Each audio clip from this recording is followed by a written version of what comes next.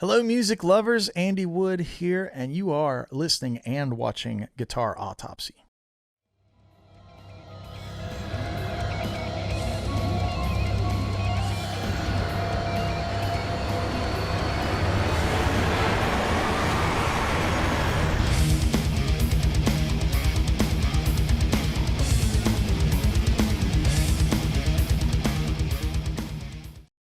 Whoa, welcome to Guitar Autopsy, dude. Thanks for taking time out of your busy day to hang out with us.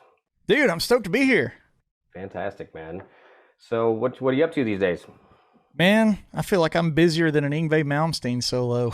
But I'm good. That's a good one. Good. It's been, through the course of the pandemic, I think me, like a lot of other people, delved into the digital realms. Started a little online community, and that's been great. Been a lot of fun. So if anyone's interested in that, the Woodshed is over at patreon.com/AndyWoodMusic. And cool. I've been making content over that like crazy. Outside of that, we've been doing some gigs with, as a hired gun with Rascal Flatts lead singer Gary LeVox. He's done a solo album. So playing with him, doing some acoustic shows with him. That's been kind of fun to take some of those like super slick pop country tunes, and we're doing them in acoustic format. So it's like piano, dobro, and me on acoustic. So taking these huge Dan Huff produced guitars and like trying to figure out how to manipulate things for an acoustic environment. That's been fun. And working on another solo album for my guitar nerd lovers out there. And that's, when you're locked up in your house and you can't go outside, you end up with a ton of demos. It's just right. Like, so now I'm like sifting through with the pan trying to find the nuggets, But yeah, it's good. Life's good, man. Busy. That's great, dude. So where are you located? Tennessee. I work out of Nashville a lot with the country stuff, but I live in Knoxville. Nice. Is that where you're from originally? No, I actually I was born in Western North Carolina. But this part of the country, like that's only like 2 hours away. It's not like going, from North Texas way down to like right. That's like another planet or something. Yeah, for sure, man. Texas is pretty massive. Yeah. So are you in Houston? Is that where you're at? Yeah. I'm in Houston. Right on. Cool, man. Zach is in Omaha, Nebraska. Nice. Right on. It's okay. It's okay. Don't oversell it, Zach. Yeah, no, I won't. There's not a lot to oversell. Hey, man, Michael Lee Perkins is up there. Oh, that's true. Oh, what a player. Yeah. Man. He's probably on his way here right now. Yeah. Yeah. Is he doing some teaching at your place or what? Yeah, he teaches here on Fridays. Yeah. Zach owns a music school in Omaha. Oh, cool. That's awesome. Yeah, what's the name of it, Zach? Adkins Guitar and Music. That's right. Now, where's the logo? It simple. Where's the logo? You have a logo we can show off with Cornelius? I don't think I have my shirt here. Oh, wait, I might. He's got a great logo. Being from Nebraska. Hold on, I got a shirt. How come I've never gotten a shirt, dude? I haven't gotten them done yet. This is just for the demos to show off to people. Okay. This is it. Yeah, Cornelius. Cornelius. I love that. Yeah, totally corny. Our main man, Cornelius. He's rocking it. I'm not sure what that hairdo is, but it's a husk. Feathered. It's the husk. It's pretty rad, man. It is. It's pretty cool for, the Cornhuskers, I suppose, Yeah. For sure. So, dude, man, I've checked out a bunch of your stuff, and it's you're all over the place, man. How'd you get so many influences, and what takes you in all the different directions? Just man, I actually grew up playing that thing right there more than anything else. I'm a mandolin player. Really? My grandfather got me started when I was a kid. Okay. Playing a lot of bluegrass. I actually didn't start playing electric guitar until I was about 18. But I grew up playing a lot of bluegrass, and bluegrass, acoustic instruments, mandolin and guitar, you have to pick every note, and bluegrass is a high tempo type of genre a lot of times. So a lot of my facility when I went to electric guitar was already kind of ready to roll, on that kind of aspect. I had to relearn, everything else like muting and, that kind of, a lot of different animals. But man, I love a lot of different music, man. Like I listen to film scores and Danny Elfman and John Williams, and then I listen to Del McCurry, and then I listen to Steve Morse, and I listen to everything. Like this week, I've listened to a little bit of Mike Stern. I've been kind of digging him lately. It's just, I think it just comes from a fan standpoint. I hear something that twists my ear, and I'm like, ooh, I want to kind of swim over in that a little bit. But yeah, I think everything kind of ends up being blended together.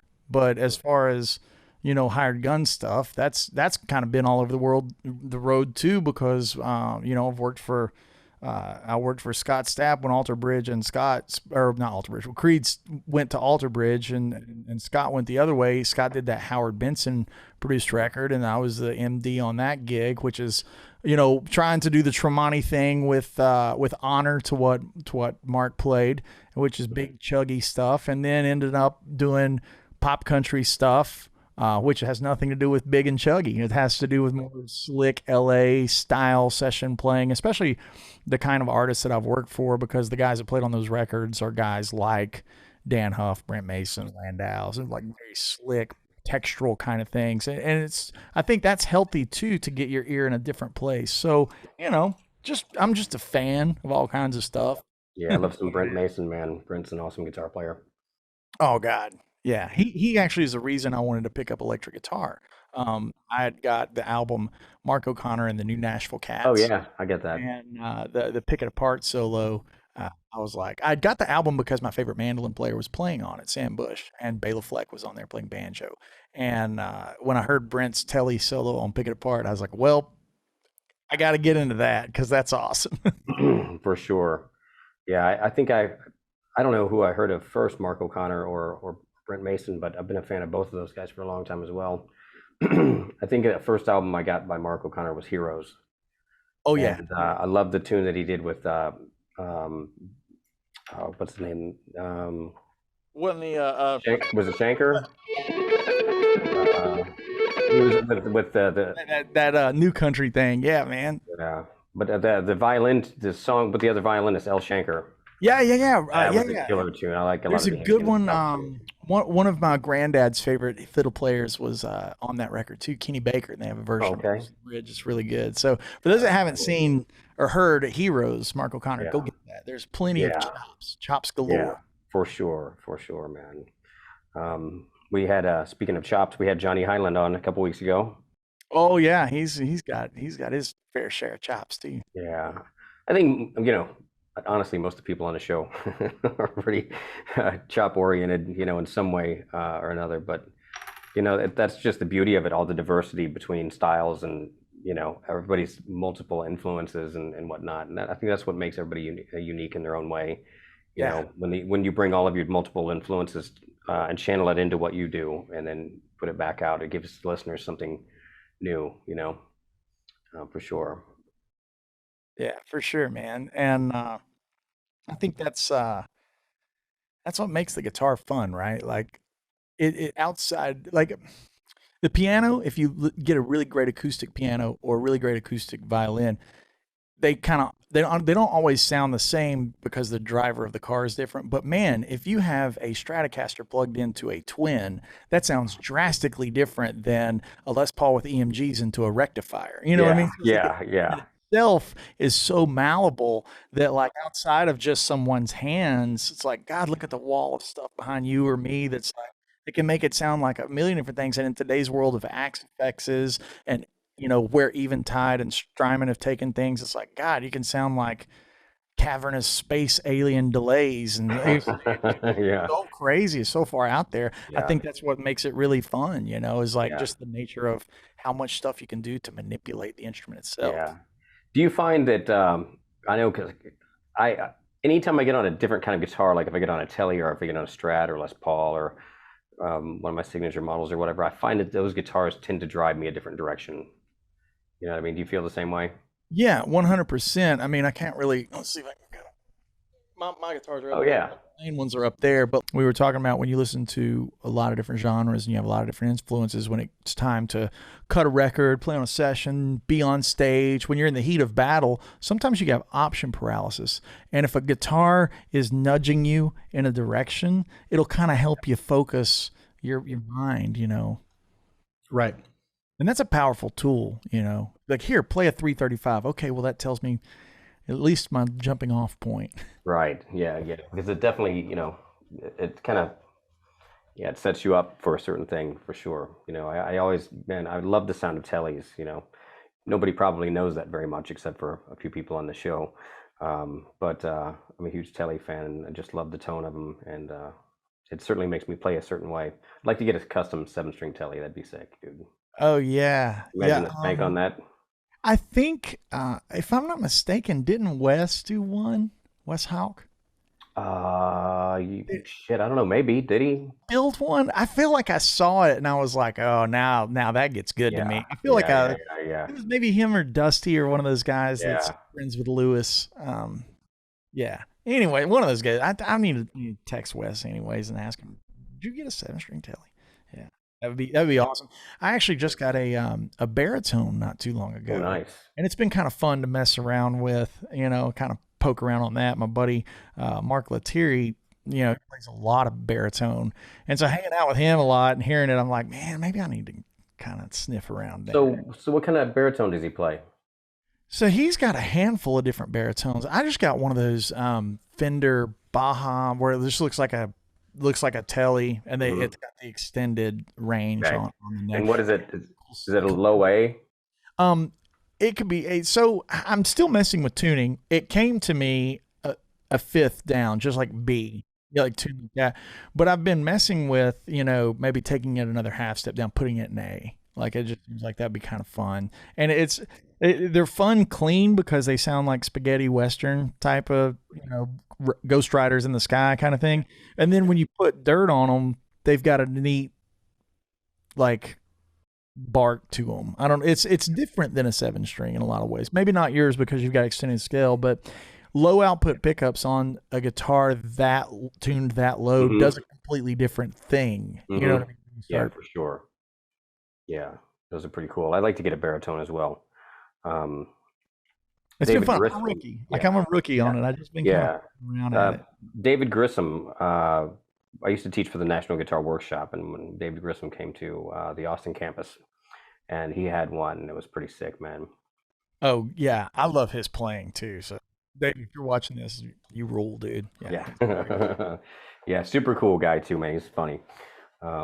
But yeah, he did some really cool stuff. And I think it's a lot different than like some of the rock guys that use the baritone guitars. I think they're set up differently and even maybe different scale.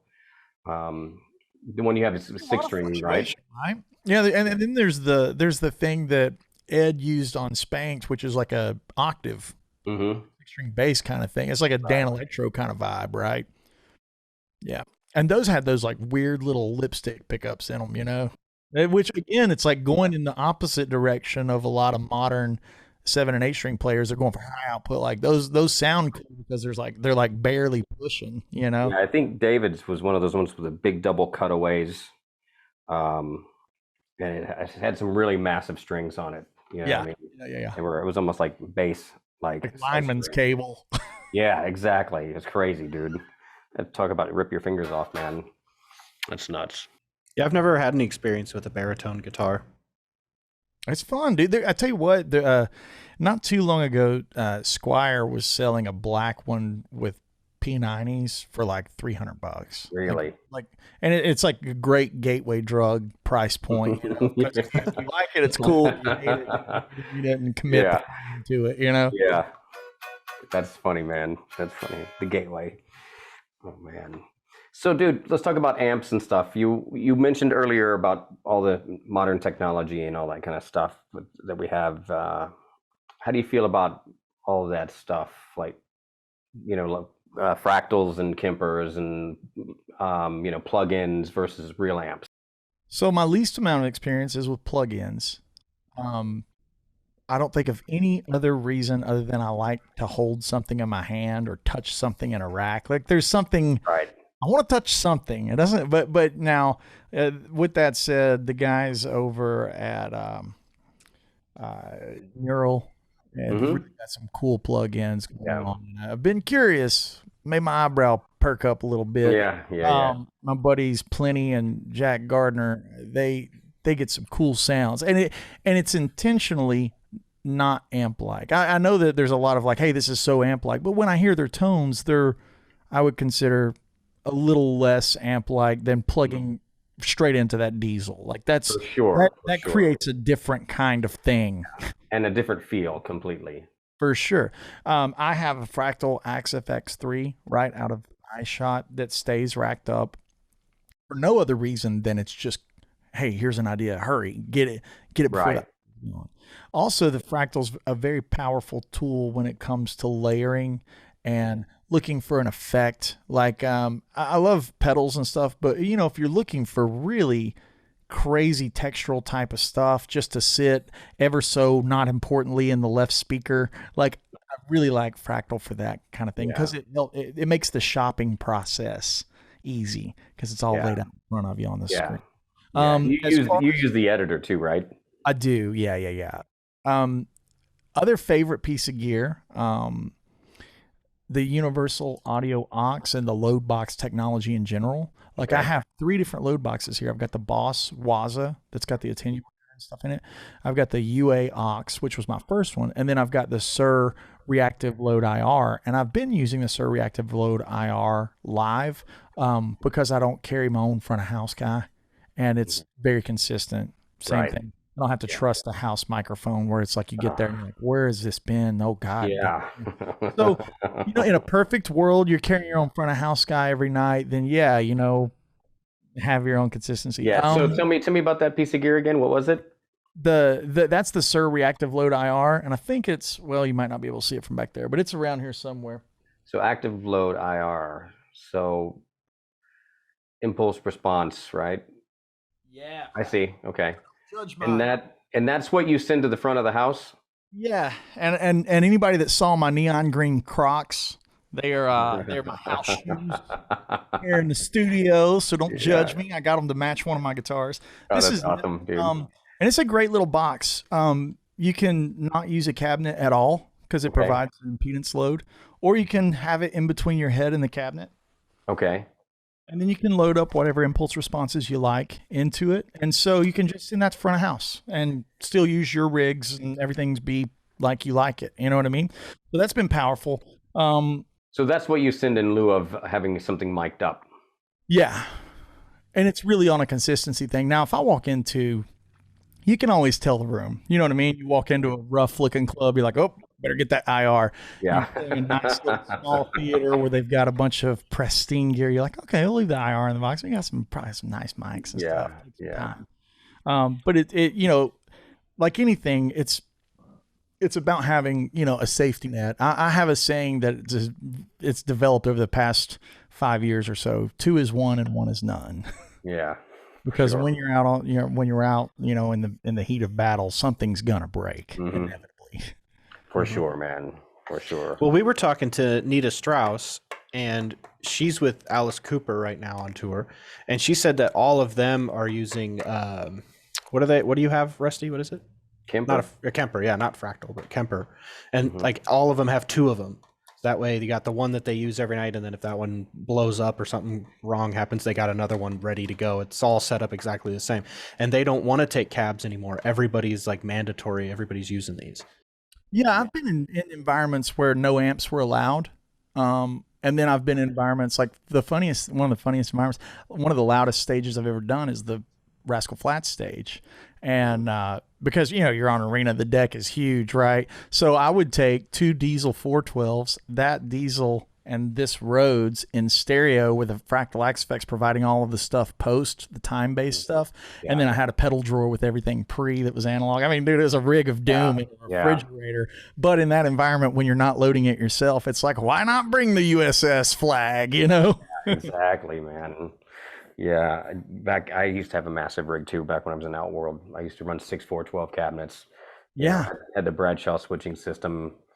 You know, ran an Ubershaw, and I was running an Ubershaw through two 412s, and I was using a Rocktron Prophecy preamp back then with a VHT 292 power amp. So that powered 4 cabinets, and the Ubershaw powered 2.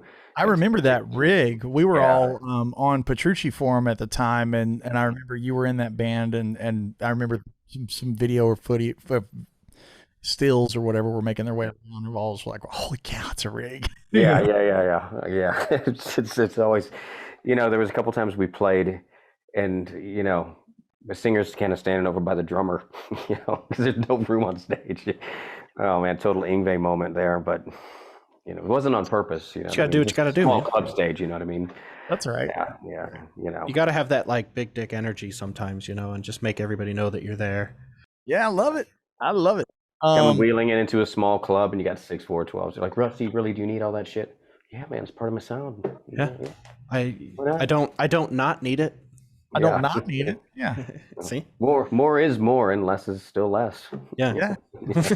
But yeah, I think my amplifier collection and tastes are as varied as my genres. Like when it comes to chicken picking and telly stuff, I've got an original 63 Deluxe that it outdoes all of it. Just plug it in, it does the sound. I really love this Bogner Shiva right here. Emil talked me into those amps. Ooh, that's nice. That's got a thing. And then above it is the amp that I play most of the time, which is the Sir Bella.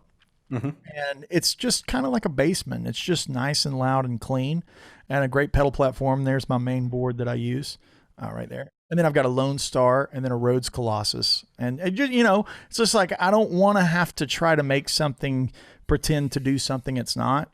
And I've also been, over the course of my life, I've never been a guy that sold gear to buy gear. Right. I always just kept it because it was like, I may not want it today, but there might be a time where I go, ooh, I wish I still had. Yeah.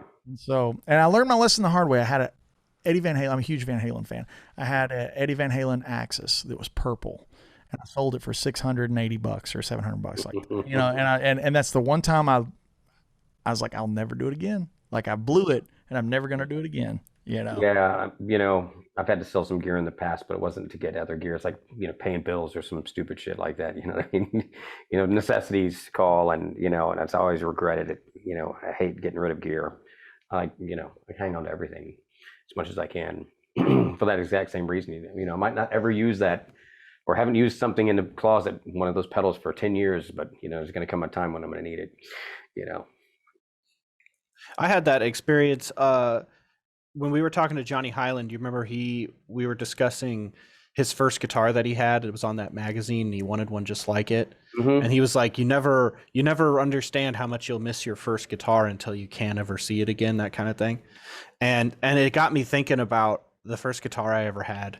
And the first guitar I ever had was like a white on white Fender Squier Strat, just like, those like $129 with a little gig amps that you get at Guitar Center. And my dad had a bunch of guitars. He just didn't want me playing any of them, And so, of course, I played that guitar for like 2 or 3 years, and then I got like some other cool guitars that were way nicer and more frets and Floyds and stuff like that. And that one fell to the wayside. I graduated high school, and my dad was moving up to Omaha, and he was like, hey, I'm going to give this guitar to your cousin over in Ohio. And I was like, oh, okay, whatever. At the time, I didn't really care. And after that Johnny Highland episode, I asked my dad, I was like, who did you give my guitar to like 12 years ago? And he's like, oh, I think your cousin out in Ohio somewhere. And I was like, do you think he still has it? He goes, I doubt it. He's like, I think he's probably long gone. But I messaged him, I got the info from my dad. I messaged him, and he's like, hey man, I still have that guitar, and it's just sitting at my house. I'll send it to you.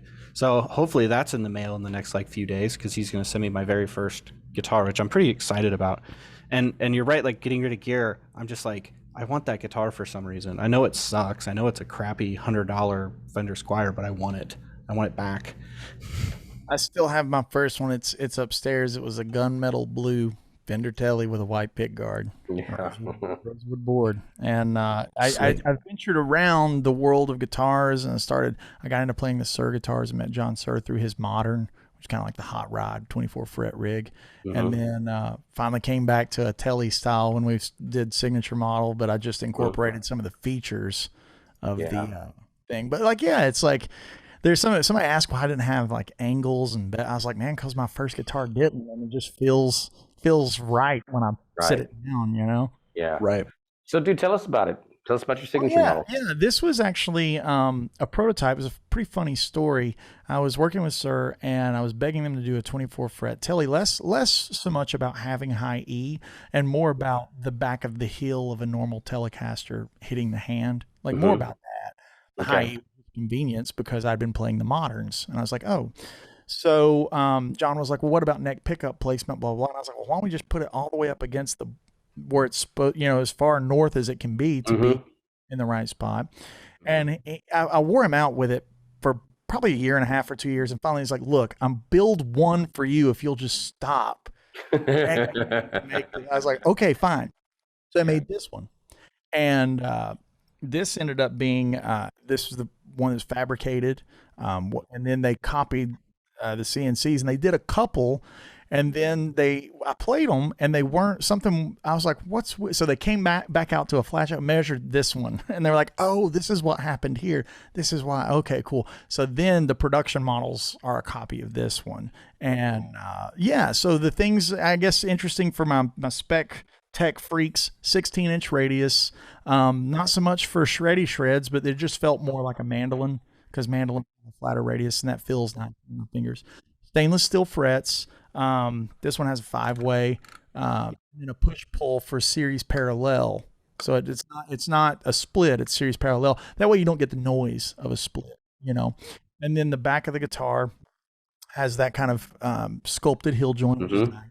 Roasted maple neck, and they lightly just take the skin off the guitar. It's not sandblasted, you know what I mean? It's just a top layer, just to give it a little texture there. And I wanted it kind of understated and a little more automotive hot rod looking. I didn't, So is the pick plate, is that metal? Yeah, it's brushed aluminum. You can tell. Okay. It's kind of hard to tell with the lights and everything on Skype. I couldn't tell if it was white or.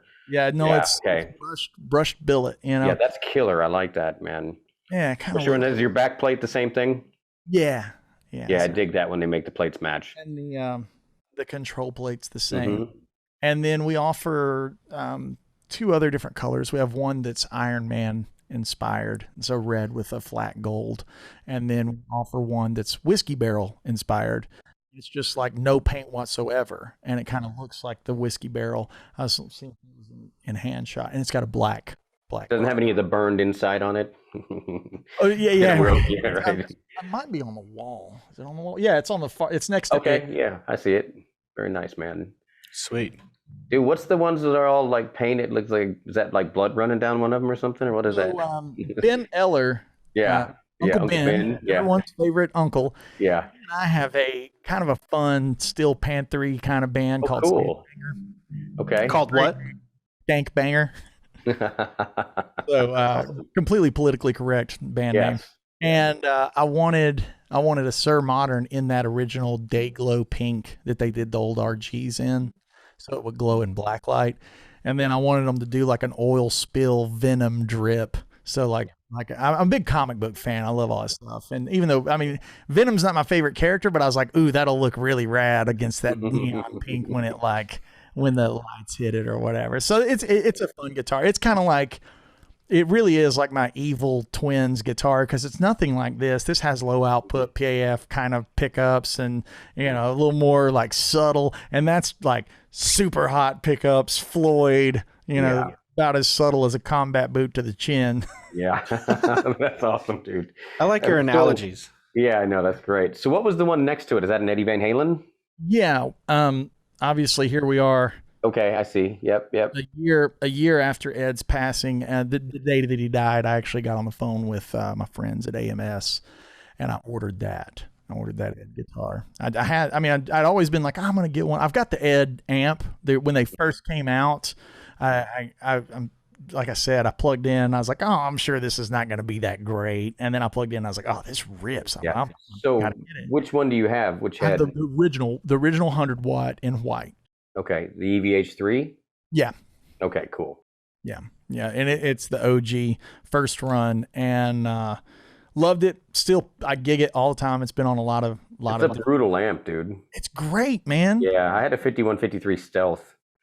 Oh yeah. Yeah, unfortunately I had to get rid of it, but Well, Lewis, It was sick, man. EL34 when he likes it a lot, and I hadn't had a chance to spending time with that one, but I love mine, and I actually use that amp on with Skankbanger. White, That's awesome, dude. perfect. You know, it's So like where can we see Skankbanger? Skankbanger actually does a lot of private events. We do a lot of private corporate stuff. That's cool. So you guys put on wigs and stuff, and Oh, it's the full deal. We have full, you know. I think this is the first interview where I've actually admitted that I'm in the band. okay, all right, awesome. Didn't we talk about that on another episode? Like I thought. If you've done one with Ben, I'm sure Ben has talked about it. Well, we haven't talked to him yet. Next week. I just, for some reason, I remember Skankbanger, and we laughed about it. And then now I don't know why we were talking about that. Where did that come from? I don't know. Maybe I thought it was a venue, but maybe you guys were playing at a venue and your band was called that. Probably what it was. I was like, oh wow, this venue's called Skankbanger. That's cool. But maybe you guys were playing at that venue. Yeah. We play around That's sick. this area. But we've done some cool events. We've done the Shiprocked cruise. It's, you know, when we did that, I was doing it with my solo stuff, you know. I'm happy to be on, you know, anybody wants to hear instrumental guitar music at, you know, 6 o'clock in the evening before Alter Bridge plays at 11. I'm happy to play instrumental guitar music. Right. Yeah. So we were doing the gig and they were like, man, you know, we were going to have Steel Panther on the boat, but their schedule couldn't do it. Man, would you be interested in doing, you know, Skankbanger? And I was like, sure. Here's where it got funny. I was doing my instrumental stuff another night. You know how you're on the water for like 5 nights or whatever. I had a fan come up to me like, oh man, I'm so excited. I was really looking forward to becoming a guitar player. And man, you got to see the guy in the 80s band that plays the pink guitar. Like, you'll love him. And I'm like, real asshole, you know? Oh man. So did you tell him or did you just let him think it was somebody else? He came up to me and I was in costume. I was like, hey man, I took off my shades. And he goes, holy crap. I was like, he's like, I knew it was I knew that was Uncle Ben, but I didn't know it. Like, yeah. That's great, man. That's great. Yeah, it was, and that event was the first time I got to do the national anthem. It's one of those songs that I've never done. With Shiprocked, you know, it was during the Super Bowl and they had a big thing, so we did the kickoff ceremonies, and then I got to play my instrumental stuff, and then got to do some Skankbang. I love those guys that put that event on. If anybody ever has a chance to go on Shiprocked, it's great. It's funny when you say that, you kind of say it real quick to get by a Skankbanger, and you know. That's me. Yeah. So, dude, how did you and Ben become friends? So Ben and I met years ago. I was in a band called Down From Up. Ben had a band called Human Fuse, I think was the name of it. And we ended up on the same bill. He lived outside of Knoxville, going farther out. And there was a venue in town called the Valerium. And that's where we did a gig there. And Ben was up there ripping during sound check. And I was like, hey, man, cool. Awesome. He's like, yeah, you're so... And so we connected over, both of us were on Harmony Central forums. I was like, he was playing the Swirl guitar. Okay. And I was like, oh, dude, there's this guy on Harmony Central forum that swirls those. He goes, I'm that dude. I'm Human Fuse. I was like, whoa, dude, I'm Van Halen. That was my, so like. Yeah. So Ben does the Swirl paint jobs? Yeah. He did a handful of them for other folks. I can't remember who all he's done. I don't want to say because I don't know who, but I feel like he did one for Tosin, maybe did one for Misha. I can't remember who he did them for, but yeah, his swirls are really cool. He's got them all like got neon green. He's got like an orange one, and I think he's got a white one that's like white and gray. He loves that stuff. And we both were doing some videos for Sir one time, and they were experimenting with some swirl stuff, and they're like, man, how do you get what did you do to? And he's like, oh, here's what you do. Cool. I need to ask him about that because I've messed around with that myself. Yeah, he's the one that knows the witchcraft on how you pull it out of the water and stuff. Right. Yeah, that's cool, man. I'll have to ask him about it for sure. I did that to a guitar. I did it to a couple of them, and it looked really great. But I couldn't get the finish done right, like the actual like clear coat to protect it well enough without it like making the guitar weigh like 1,000,000 pounds. So Really? Yeah, it just because you have to put so many coats on, and then I don't know if I used the right one or not. I have no idea. Yeah, dude, I've done pickups and bridges and just whatever I could. I got a pair of shoes I dropped in and swirled, just as experiments and tests and stuff like that, just to try different things and the colors. And I think the trickiest part for me is finding the right paints. I think what a lot of people use is the Humbrol paints. I'm not sure, but we'll have to quiz Ben about that. He's definitely the guy to ask. Yeah, he's swirled all kinds of things. I think he swirled his dog. That's awesome, man. Yeah, crazy, dude, crazy. So, all amps, dude, right? For the most part. Yeah, most of the time it's amps. Like I said, I did a run with a pop country band called LoCash. Did a year with them, and they wanted by I think we had lasted about 2 months, and then they were like, "All right, amps are out of here. We're going to change the back line," because they carried truss and they carried a lot of stuff. They're like, "No amps." I was like, "All right." So I used a Fractal Axe 8. Okay. All in one, nothing. You just plop it down, plug it in. And a gig like that, the show runs down. You know what I mean? There's not like, doesn't vary too much. So I just have. Yeah, I'm sorry. I was going to say, are you pretty fluent with all that stuff, the kind of digital stuff? Can you figure out how to use it really quickly? And I usually get around okay on it. I like to know my gear, because it's sometimes you have something in your head that you want to hear, and if you're going through a guitar tech, they're a little more like guessing at what you want. Right. No, you can go in, and I've chased tone harder over the past 5 years than I have in my whole life. Like, it's really been a quest lately, and learning what I like delays to do and how they degrade, or what kind of modulations I like on delays, and all of these things. As far as the Fractal, if you told me to poke buttons and get through it, I'd never be able to turn it on. But if I'm the editor, yeah, because that's what I was going to ask you. How do you do that live? Do you already have everything already worked out live? So then you're just using the MIDI pedal or whatever to switch it. Yeah, a gig like that, you get enough time in prep. Yeah, I'm the same way. I've got a Kemper here, and I got an Axe Fx X2 XL here, and if I'm not using the editor, it's a little tricky. Oh, you gotta get that thing on an editor.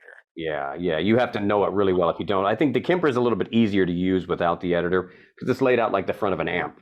It's got your knobs, bass, mid, treble, gain, and it's got your effects on the top row. You can turn it on or off with just a push button. You know what I mean?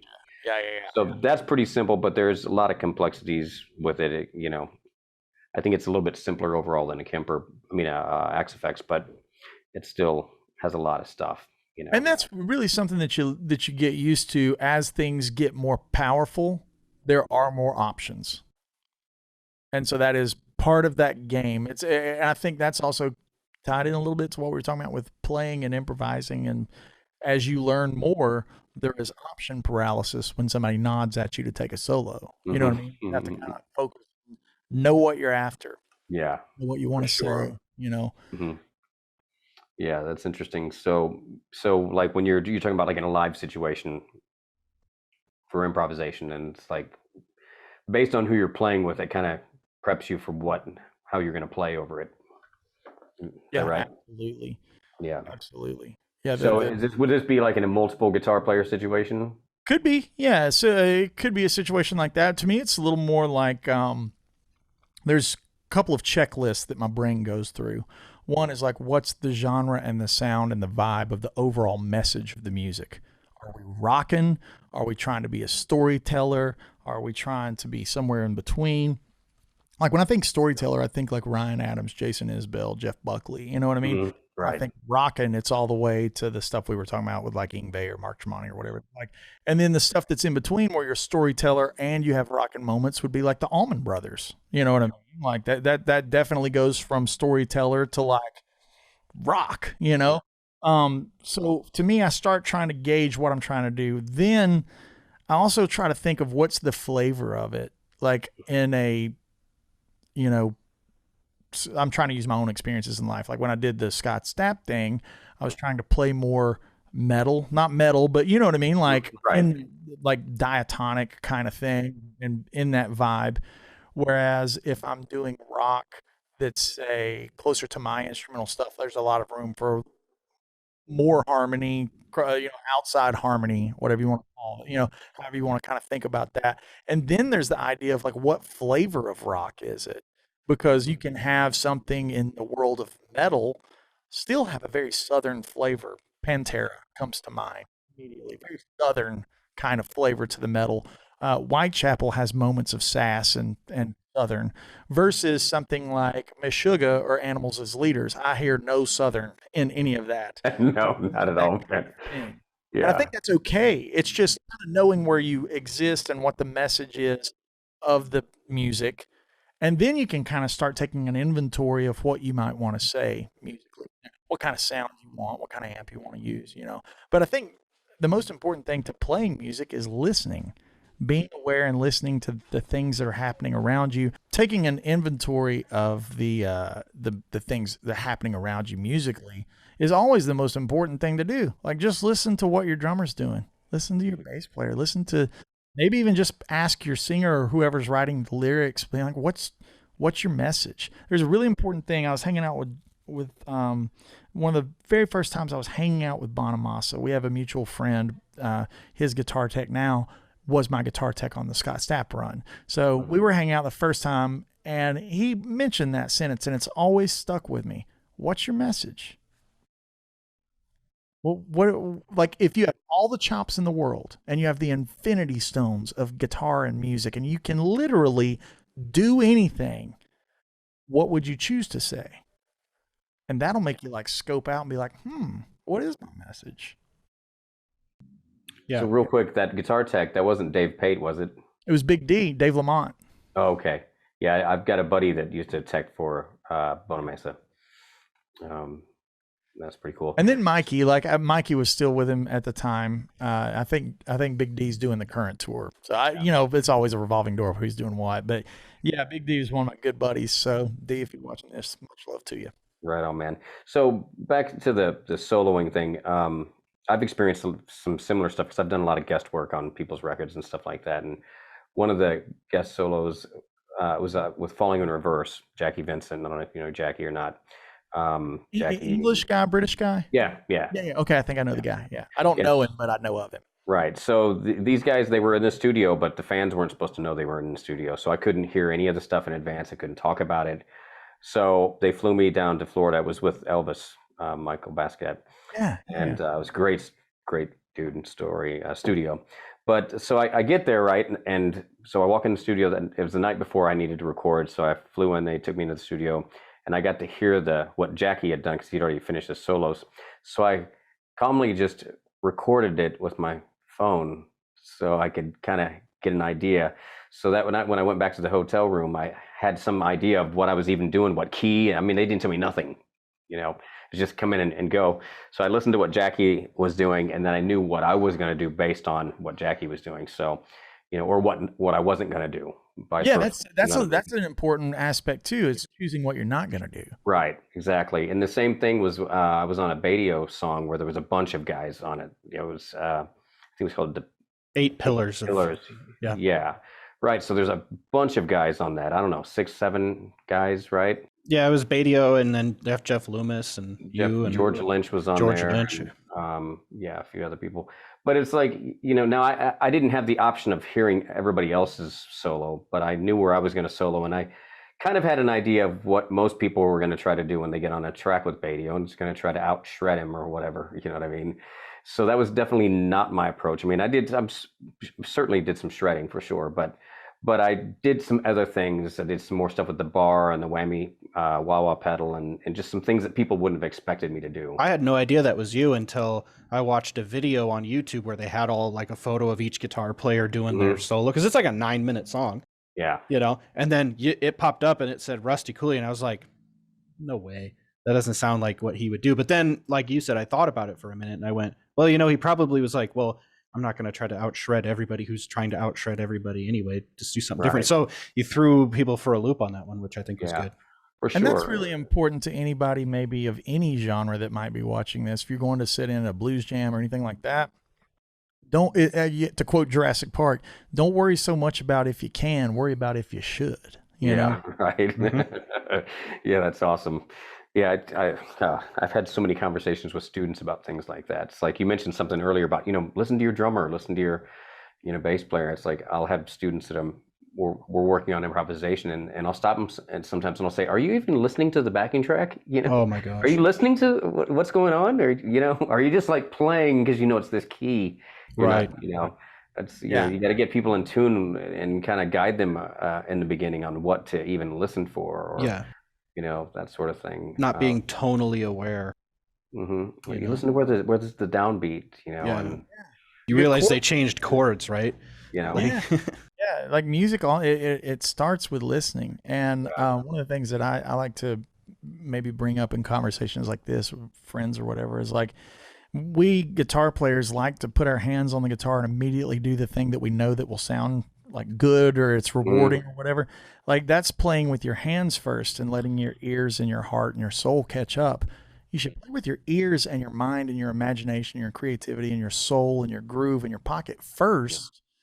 Imagine what you're going to play before. Like if I said, hey, we're going to play in 6/8 and the chord progression will be C, then E minor. Like imagine what that is in your mind before you even touch the strings, and that might give you an idea of like where if your hands led, you might immediately go down here. You might immediately go up here. Right. Like let your ear guide you first and then try to chase that rabbit. You know what I mean?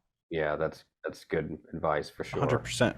I always do that. When I did the Ibanez Flying Fingers thing, I listened to the track in my car probably like 100 times before I even touched a guitar, because I didn't want all of the normal things that I do to come out, because it's going to sound exactly the same every single time that I pick it up. So I had that exact same mindset where I was like, I'm going to think melodically first, think a little bit more what I would want to hear, and then how would I approach that later. So that's a good lesson, I think. And it helps you avoid the tropes and the maybe musical cliches or what, like helps you kind of come at something with a very honest perspective, because look at how many players in the world have played the, but when Stevie did it, it sounded like it was the first time we all ever heard it. You know what I mean? Yeah. So it's like, it's really coming at something from an honest perspective. Again, what's the message? What is your message? What are you trying to say? Think about what you think the perfect guitar sounds like and what that sound and that music and that stuff is, and chase that. Even with tone, that's what I do. Like before I plug into amps and be like, oh, I need a metal tone, I go, what does my metal tone in my head sound like? Okay, now I'll try to find the amp that matches that one. Yeah. For sure. Same with any clean tone, production tone, you know.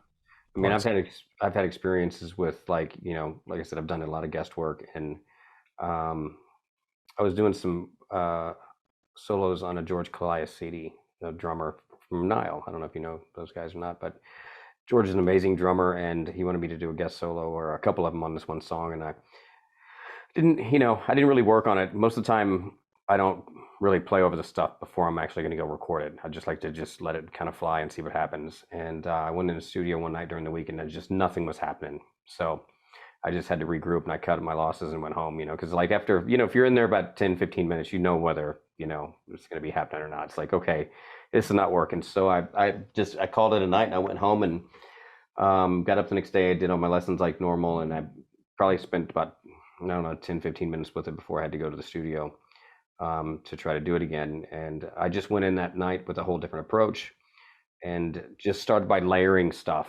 And the song, I didn't know this in advance, the song was a vocal tune, right? So I ended up playing over the entire song on all these different parts and adding layers and multiple tracks and a lot of cool things. And George was like, well, dude, this was a vocal tune. I was like, oh, sorry. He goes, well, we'll release 2 versions of it. So they actually released a vocal version and an instrumental version. But that was like, after going in and failing. And then going home and regrouping and coming back in with just a different mindset. Failure is a powerful tool. It hurts and it stings when it happens, but falling on your face it'll teach you what not to do next time. And I get a lot of guys that play really busy music, right? Sure. And they'll send me like busy music. Yeah. But sometimes when I get the track and this is where I'm supposed to solo over, there's so much stuff going on, I can't find room to solo. I've actually had guys, I've actually requested for them to take everything off and send me a mix with just rhythm guitar, drums, and bass. Yeah. and then I can play over it fine. And then when they go back and layer all the other stuff back on, all the multiple layers, you know, then it still works the same way. But it's like hard for me to find a place to go. Sorry. I was just going to say, or at that point, the producer engineer could maybe be like, well, this worked before, but maybe we don't need it now. Yeah, for sure. Well, like when Per Nilsson was talking about on season 1, people would send him that kind of stuff that's really chaotic and busy and a lot of like, you know, chuggy riffs, and he's going to try to solo over them. He would actually write his own keyboard track of a melody that he thought would fit over that, and then write his solo to the melody of the keyboard first, and then put it over, and then send them the keyboard melody if they wanted to use it or not. So that's kind of an interesting way to do it too. Yeah, I like that. That happens. I work at a studio here in Tennessee quite often, and I've worked at it for years, and the producer and I are really good friends. And one of the things that'll we'll get into is if I'm doing, especially on a ghost session where I'm just in there to like add some stuff and not like I'm not in the band, you know what I mean? I'm doing some of those types of things. I'll sometimes have him leave in some random production part that's just a delay and weird stuff, and leave the bass and the drums, and then have him duck everything else and play around that and like bring more emphasis to something that was originally just to be irrelevant speaker right. You know what I mean? That can be a fun way to bring some creativity to the track. Again, when you're doing a lot of playing, maybe you're clubbing a lot or doing a lot of sessions or playing in house a lot, you have a tendency to regurgitate your own same grammatic devices, you know, and sometimes to step away from that, it's like listen to something else in the mix. You know, again, it goes back to just listen to the music. For sure. Yeah, I got 2 things on that.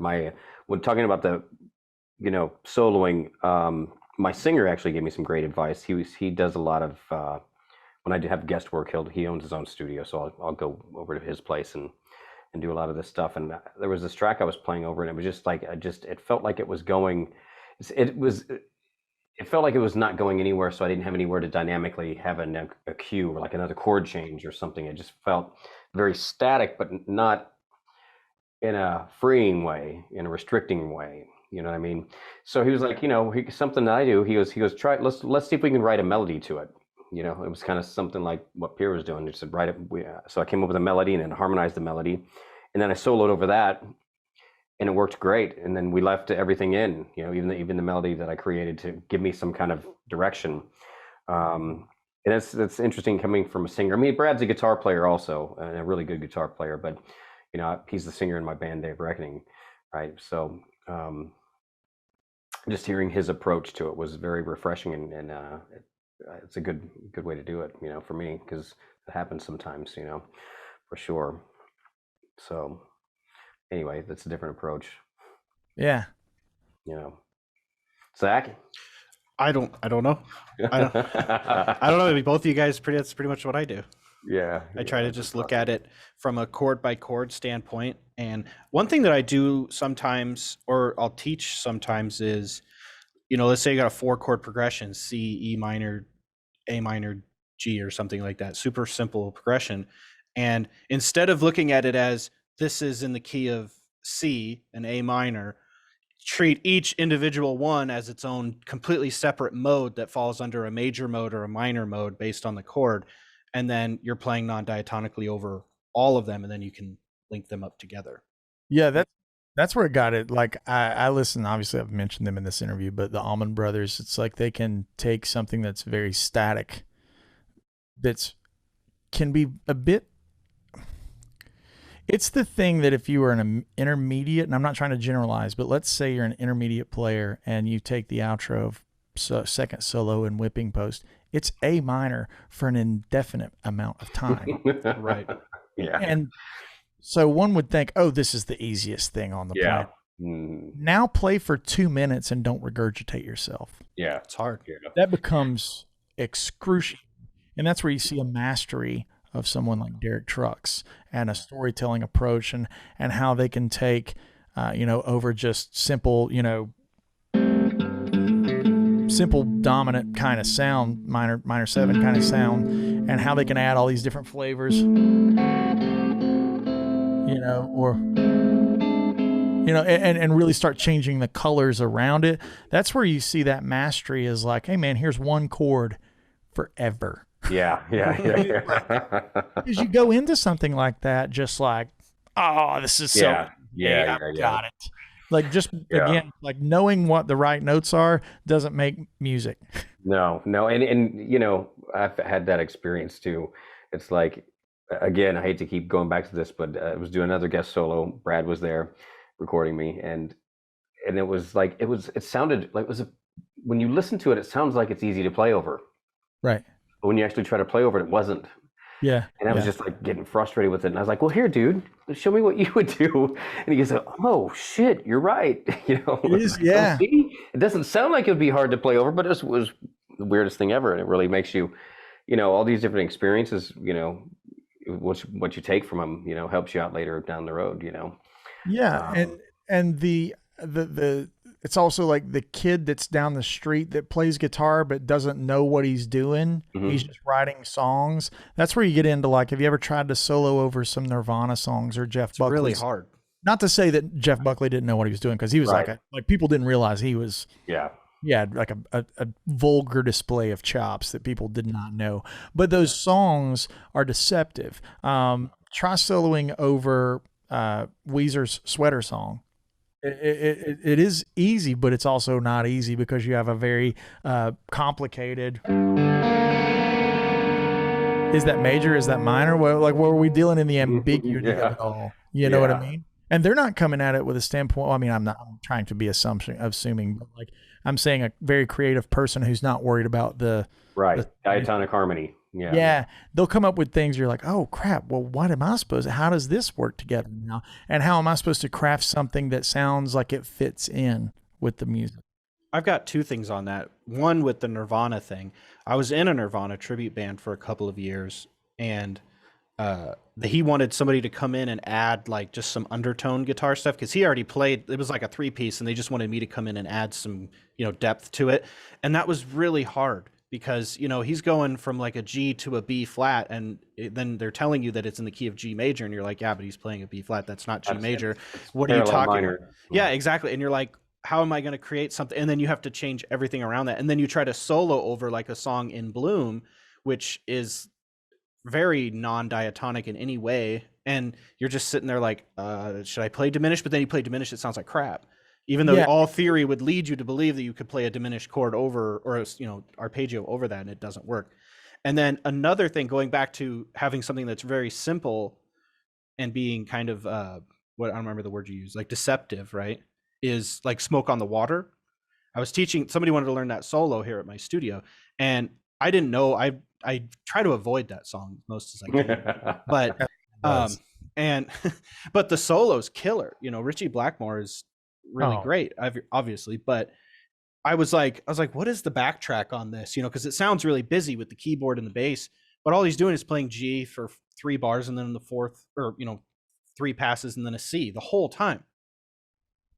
Yeah. So and then you're like, what are you going to do over there? That's not boring, but he figured it out. You know what I mean? Yeah. And that shows the mastery of someone like Pat Smear. He was oftentimes in those Nirvana things the ever so other guy. You know what I mean? And even in the Foo Fighters, like there's times where he's on stage with them, sometimes he's not. But it's like there's a mastery of being that third guy, that second guy in the room that's the production part guy. And I really like that stuff, man. One of my favorite players is a guy named Michael Landau. Oh yeah.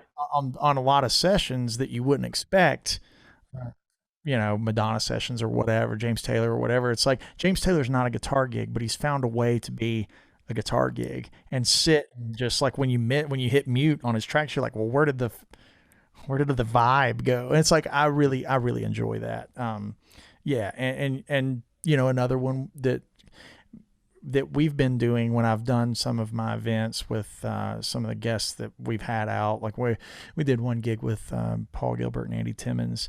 You talking about Skank Banger? Not Skank Banger. Okay. Stuff. Yeah, this is stuff. Okay. But we did a gig in California with Paul and AT and Mark, and we did Lettieri or Tremonti? Yeah, Lettieri.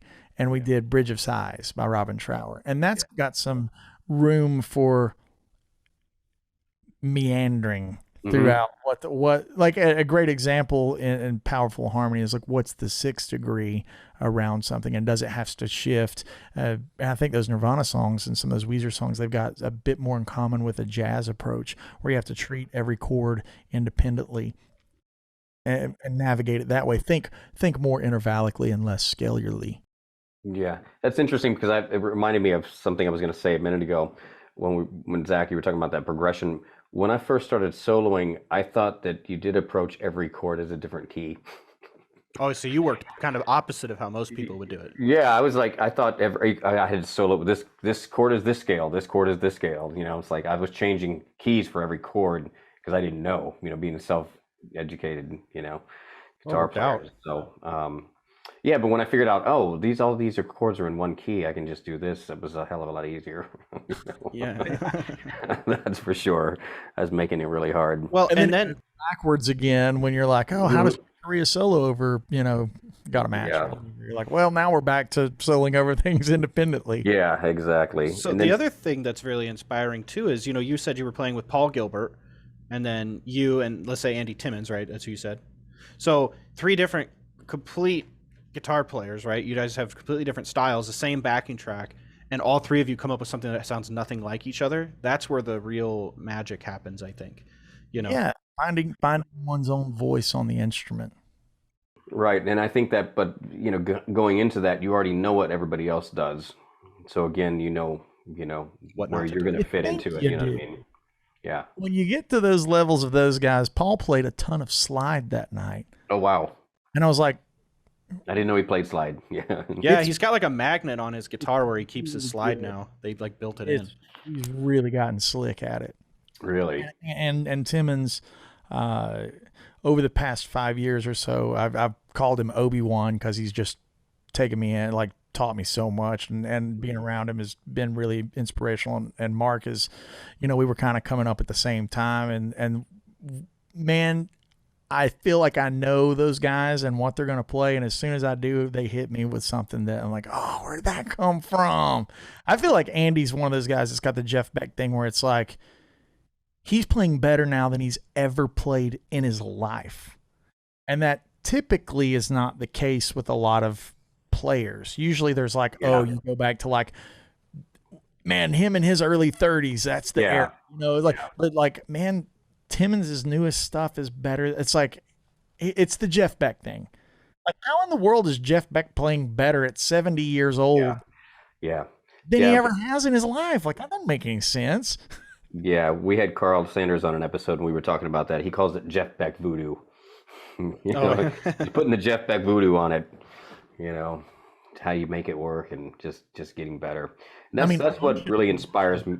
I'm sorry, go ahead. I was saying Emotion Commotion is one of Jeff's later, more recent records, and it's my favorite record he's ever done. And immediately every guitar player goes, how dare you, blow by blow. It's like, but man, it is like, dude, when he gets that Nessun Dorma thing going, it just gives cold chills, dude. Yeah, I think my favorite record is You Had It Coming.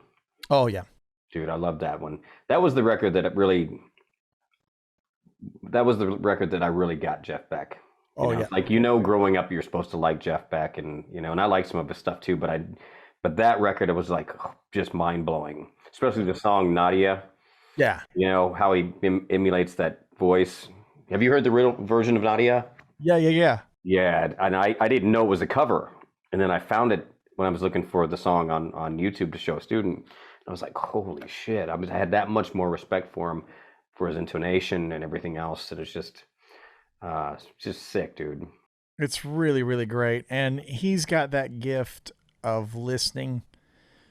Some of my favorite stuff is when he performs with singers like Joss Stone or some of that stuff. It's like, he's just got a way of like, whatever they do, he's a magnifying glass for everyone else's greatness. Like, he's got a way of sounding great in and of himself. And he's also got a way of making, if it's even possible, making Vinnie Colaiuta sound even better than. It's just like, it's like he's like this like megaphone for everyone's musicality to just shine. And that is, to me, the most beautiful thing and the highest pinnacle of musicality is when you have a way of not only sounding great in and of yourself. That's a very selfish approach. But when you have the way of making the singer sound better and the bass player sound better, now you're moving as a force. Yes, agreed. Yeah, that's killer for sure, man. That's it's a hard thing to come by. Oh, you know what I mean? That's and a lot of times by the time we realize that, we're far older than we should have been when we realized. Yeah. Because I think when you're younger, I mean, it's you're trying to get your chops together, and it's like, you know, it's all about me. And it's also like, man, how do you actually make that F chord? Yeah, I remember, you know, it's like, from zero. Yeah. It's like, Yeah. I feel like if I could just make that F chord. Yeah, you're talking about way back in the beginning, man. Yeah. That's and when I'm teaching even just this F chord, you know, not even the full bar. It's like when my students get to that, I'm like, that's why they call it the F chord. Yeah. Exactly. Exactly right. Like that, you know, the bar, and then your fingers got to arch. They don't want to do both. Yeah. One or the other, man. Yeah, that's crazy. Fuck. Back in the old days. Yeah, good old days. Yeah. So what's a day in the life of Andy Wood look like, man? Man, my day, obviously it's shifted a lot over the past 18 months or so, wherever we're at now. I feel like I'm still in 2019, but it just, other stuff happened. Time warp. My day consists of, usually the hardest part for me is starting my momentum. Once my momentum starts, I'll work all night long. But starting my momentum is the hardest thing. And usually something on deck, like we've got some upcoming Flatts stuff where I'm having to relearn, you know, random Flatts tunes, and not only just relearn them, but take these huge pop country things and put them on a singular acoustic guitar part. We're having to be like, okay, there's 4 guitars here. Who gets my attention? Can I possibly figure out a way to keep this melody line going from guitar A and mutate some things into guitar B while strumming? Because, you know, you're trying to keep let me turn the dirt off. You know, this thing going.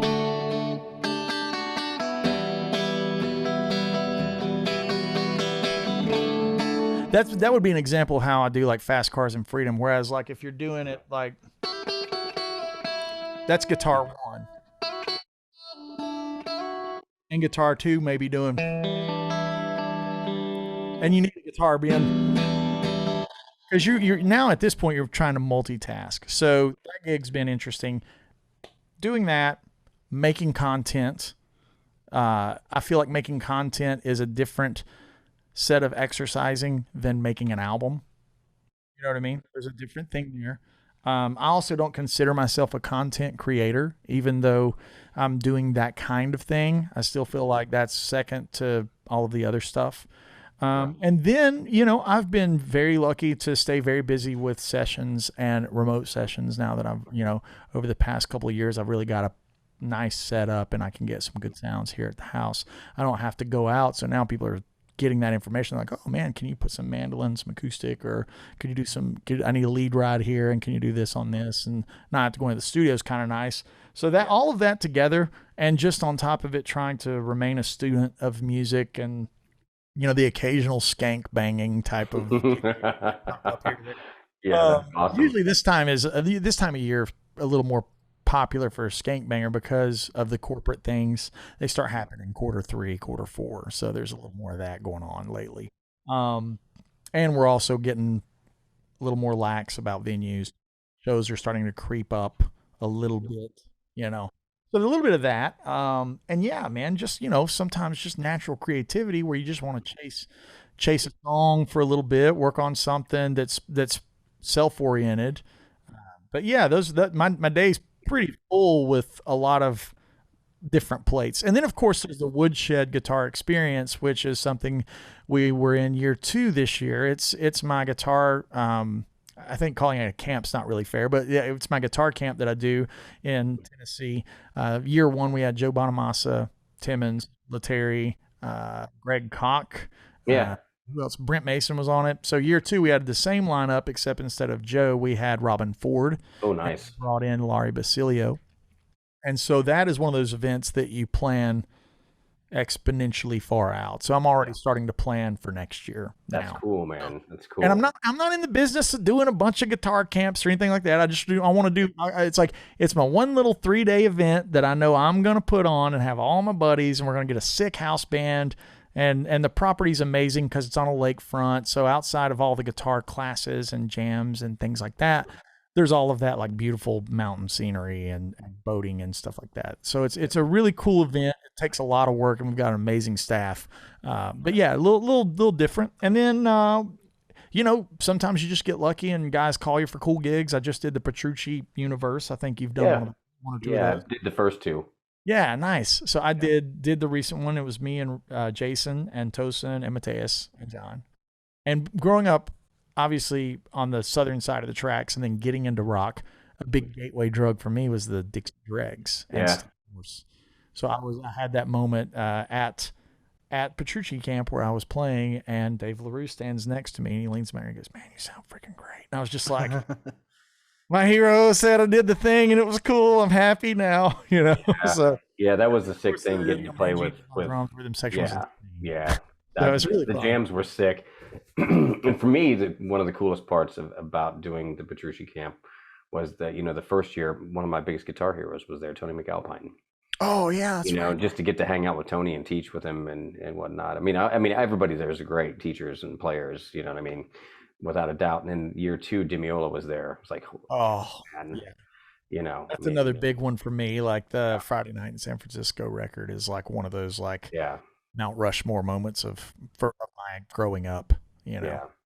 So that was half the fun for me, just being there with Tony and Demiola and just all the other guys as well. Just get to hang out and watch what everybody does and learn, and playing with Mangini and Dave LaRue was sick. On top of it, John and all the guys. I think the jam that I did was the last year was me and Tony McAlpine, Jason Richardson, John Petrucci, obviously, and John Fenn. Who else was there on stage that night? I think Andy James' jam was the first year. But anyway, just being on stage with those guys and then improvising and whatnot is just killer.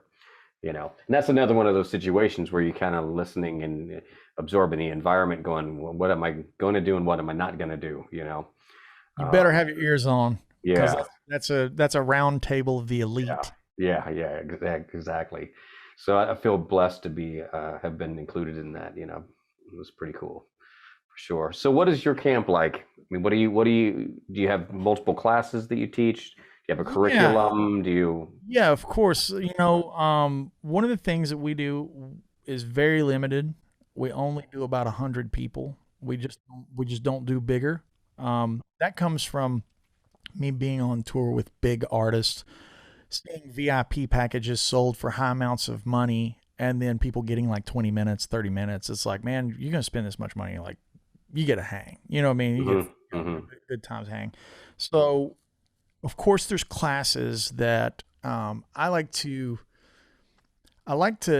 maybe take some of that Jeff Beck inspiration, try to be a megaphone for everybody's greatness. Like, I want Brent to be like, do the Brent thing, talk about your session career. You could wallpaper a castle with all the records you've played on. You know what I mean? It's like, do that and be the Telly King. And then when Andy comes in, he's just got that tone and that songwriting melodic sense. And we of course go through all of those things that I think folks would expect. And then I shifted up with things that folks wouldn't expect. And some of those are like bring in guests for gear talk. Like we've had Brian Wampler and Travis Tingley. Yeah, nice. Just like next year, I'm hoping to have some more folks. Not giving away the sure. But that's always a thing that people don't expect. And then another thing we do is we do just an hour of story time where I'll pair off different guys, because I feel like a lot of times the music industry feels like someone's on the other side of the glass as a fan, and we get to share a lot, especially in the pre-podcast era. But like, we get to share a lot of times, like, when you're at, say, a Petrucci camp, or you're doing an event, or even at a show, you're on a bill and so-and-so's on the bill with you. Those hours backstage are such a good hang of talking about your favorite movies or your favorite comic books or, those kind of things. Like, what video games are you playing? If someone's a big gamer or whatever. And so one of the things we like to do is, we as the guitar players, we like to tell our favorite, road stories, or, man, we were doing this one gig and blah, blah, blah happened, So I try to like give everyone a heads up, like, hey man, have a couple of your favorite stories that you can, tell to the campers. And we do no cell phones during that era. So if someone wants to tell a more adventurous tale of the road, that without the fear of making it to YouTube or anything. Sure. Yeah, that's risky right there. Yeah, so that's a special thing. And then on the Friday night, we do a jam that's very much like a bar jam or a blues jam.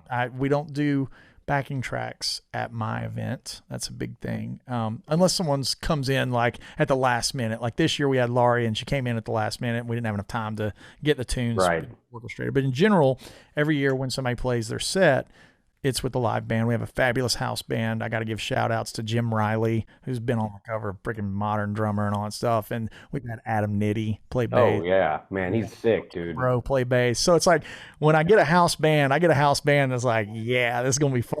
You know what I mean? And so on Friday night, we just take an inventory. We get in a big powwow and we're like, hey man, what do we want to play? Who wants to play what? And then we'll pair off and you'll get different pairings of guys doing different tunes together.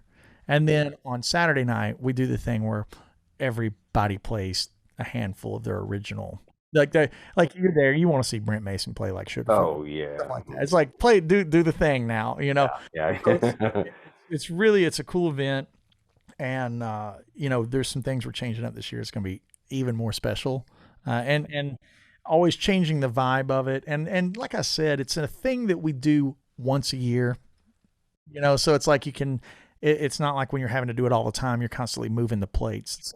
So it's, and again, I've said this, I'm not in the business of doing guitar camps, but when I do one, I want it to be really special and it be a thing. I still consider myself the slinger first and the businessman second. Yeah. That's a tough thing to juggle too. It's tough. I'm lucky to have some good folks around me to help me kind of navigate those waters. That's cool. Yeah, that's cool.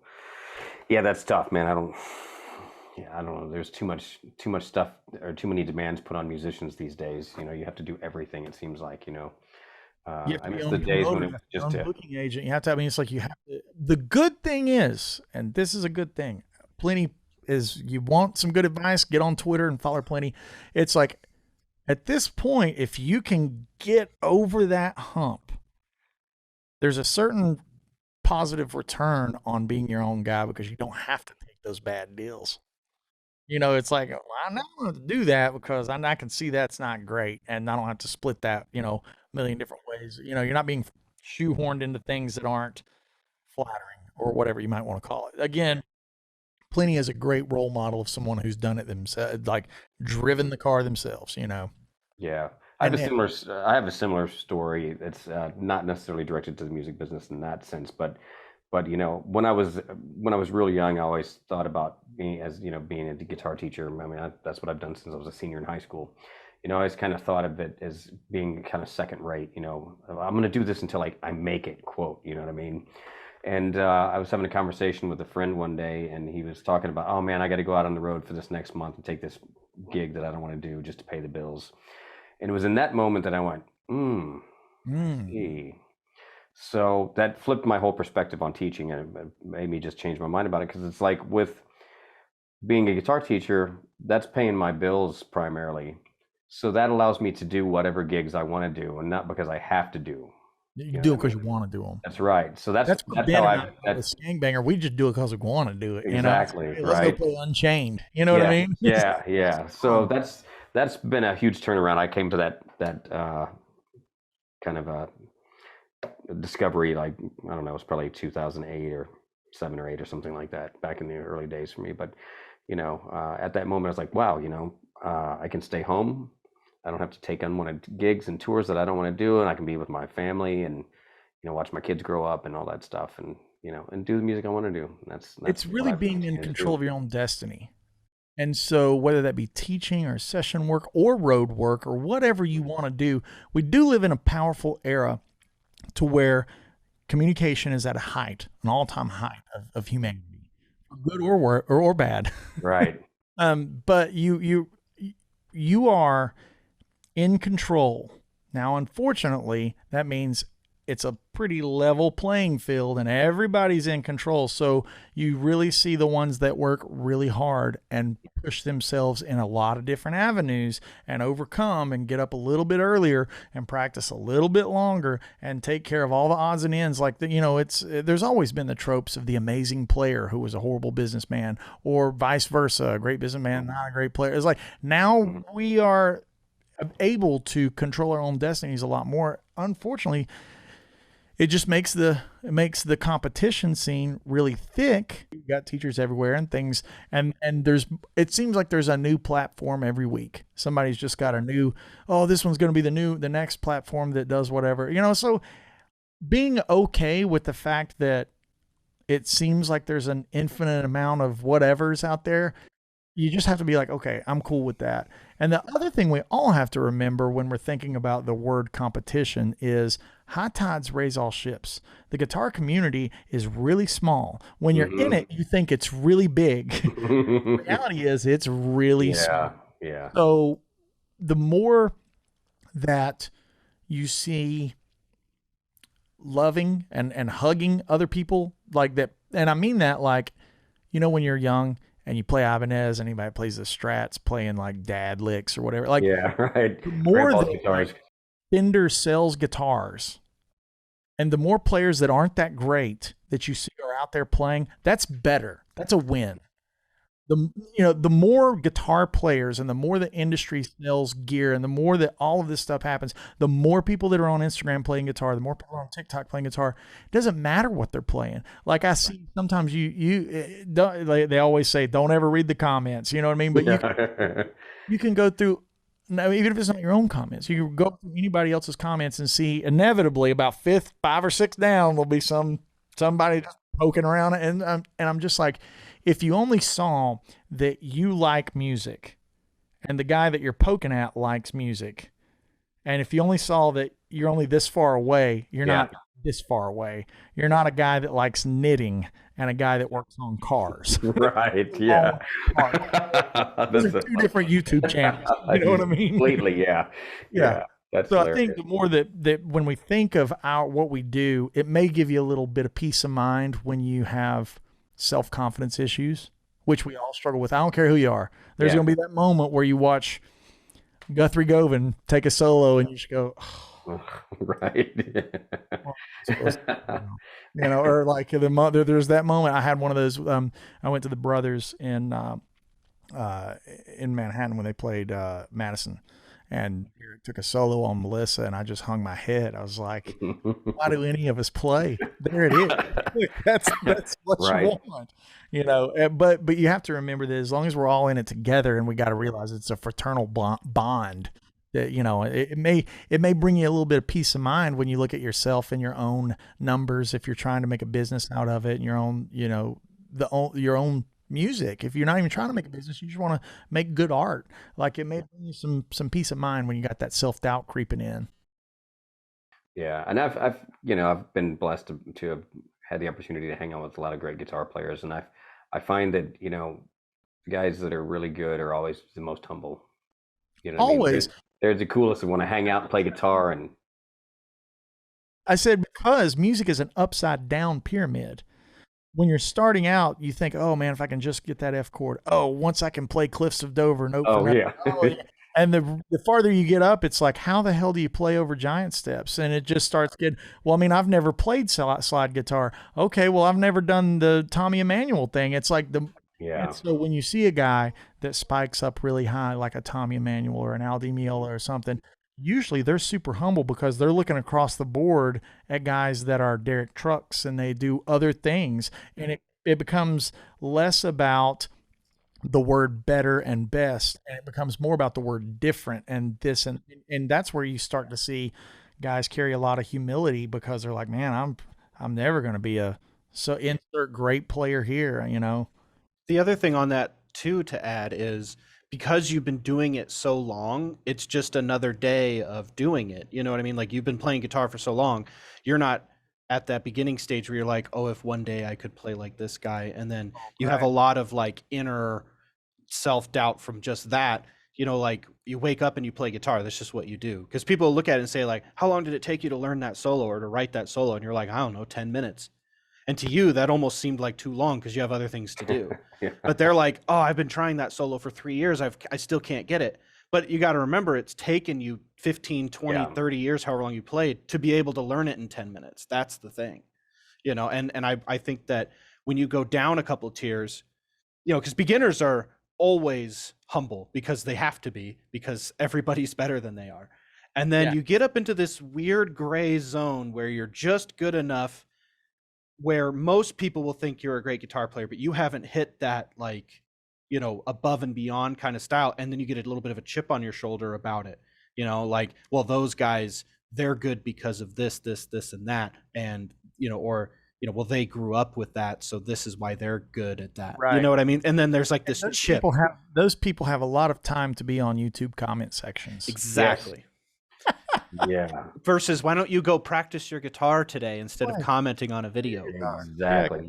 Yeah. Oh man, don't get me started. I've been doing this for a long time, and I remember when I first started seeing comments and stuff on posts and stuff, and you know, for the most part, I'm really good about it. I don't comment back and whatnot. But I was looking at I was on a Sean Lane message board or somewhere, and I saw somebody dissing on Sean Lane, and at that moment I was like, wow, if they're even dissing on Sean Lane, you don't have a chance. There's no right. You know what I mean? It's like, what is there not to like about Sean Lane or whoever, you know what I mean? Somebody that great, it's like. Scope out beyond guitar, scope out beyond music. There'll be some amazing feat of humanity that happens. Like some really unbelievable thing of humanity. And give it about 5 comments. And there's one person being like, oh, yeah, well, Michael Phelps, you know, it's just like, oh, yeah. Look at this Michael Phelps. He's the greatest swimmer on the planet. Like, what are you doing? Yeah. See, it's interesting you bring that up because, like you said earlier about how guitar is actually a small section of the world. We see this big, wide field, you know, but everything is like that, right? You know, you got car guys who, you know, you'll see something like, I've seen on Facebook these guys that hot rod out these really sweet cars. Now, I'm not really a car guy. I don't really I'm care. that guy.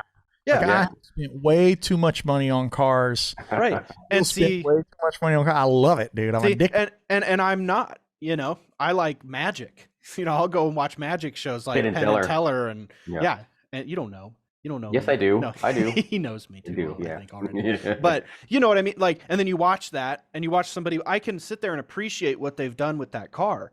I don't understand it. I don't know what they did, but I will sit there and go, you know what? The fact that they did that is freaking incredible. Or like tattoo artists or whatever it is. And then, like you said, you go a few comments down. It's like, oh, well, my car's cooler than that car. Yeah, my tattoo work is better than my cousin's best friend's brother is a much better tattoo artist. And it's just like, man, you can't even quantify it. Too, that I think is important for all of us, maybe as humans, not as guitar players. It's all of us important humans. At the end of the day, when you put your head on your pillow, have you liked and enjoyed more things and said, I like that and that's cool, than the things where you'd be like, oh, that guy sucks. This sucks. That sucks. This sucks. My food's cold. Like, if you have a gratitude in your heart, like, and I hate to be so like gratitude about it, but like if you have a gratitude for everything, you're like, well, man, maybe I just had an off day today and I get back at it tomorrow. I'm just glad I could play. You know what I mean? And that kind of gratitude will drive you. And the funny thing is that is a driving force to creativity. Like, because you're like, oh man, I never would have, you know, instead of being like, oh, I hate that pedal. Oh, that amp sucks. It's like, well, man, have you ever just thought about maybe playing to the amp or the pedal? Well, I listened to some books about like business and stuff like that. You know, when I'm not here at the studio, I'm not listening to music most of the time. I'm listening to audio books or podcasts. And they talk about like guys that make a lot of money. right? He'd be like, well, this guy over here makes a lot of money and he's successful. And it's like, yeah, but look at what he does with that money. You know, he does evil things or he does bad things with it, or he doesn't do anything to better anybody else's life but himself. So in reality, he's poor in his heart. You know what I mean? Like in how he reflects the money, and he will end up becoming broke eventually. And most of those people do. You look at like, he took one of the books I read, they talked about like 9 of the richest people back before the recession happened. And 8 out of the 9 of them either died broke or committed suicide because they didn't give the humanity back. You know, they made billions of dollars, but they didn't give it back. So you can think about that with music. A lot of great players out there, a lot of great guitar players who never give back to anybody. They just want to keep it to themselves, and they don't want to help some kid learn how to play an F chord a little better. They like, no, you got to figure it out for yourself. Fuck you. You know, that kind of attitude. And then they die as a broke musician. And I'm not talking money broke. I'm talking spiritually broke. And like, I can see that in the art. Oh, like 100%. Take artists, and a lot of times when I was talking about how great Jeff Beck is, you know, and Andy Timmons, like when you talk to Andy, he loves it now more than he's ever loved it, and his playing is better than it's ever been. It's just like he's still in love with it and has a gratitude and that humility drives you to be a better player. It really does, man. Like, and that's what you're talking about with like being emotionally or spiritually, whatever the word you like, fulfilled, you know, like that gratitude and that gratefulness for it, you know, have an attitude of gratitude. Yeah. Well, and like the things like this, like, good God, the 3 of us, could you imagine in 2002 if we'd have been like, yeah, man, we're just going to be able to chat and play guitar with each other. Yeah. Thousands of miles away from each other. Like, we would have been like flipping our mind. I was 10, so I probably wasn't thinking anywhere near that. When did you start playing guitars at? Yeah. I was 12, so... so you were 2 years... Okay, so move it up 2 years, and now you can be 12. Yeah, okay, there you go. Okay, there you go. Whatever, the analogy still works. I know, Yeah, I love it. yeah, I was just messing with you.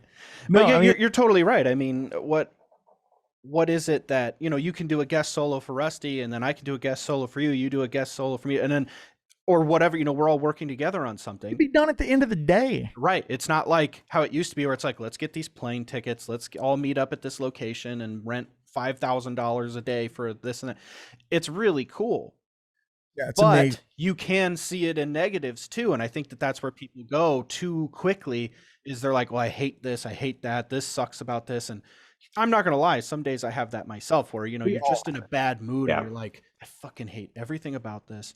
Everything sucks and I don't want to even deal with it. But then hopefully you go to sleep and you wake up a little bit better than you were at that. And you go, you know, I think that was me that was sucking. And if you take an inventory, whether it be a monthly or annual or weekly, you just go, I know that I'm going to have a day where everything sucks. I just hope that's far outweighed by the days that everything's awesome. Right. So that's the way you look at it, because you can't live a pipe dream where you're like, everything's like a freaking, you know, Care Bears cartoon. Like, it's not like that. Like, you're going to have some bad days and things are going to make you mad. You just hope that they're outweighed by the cool.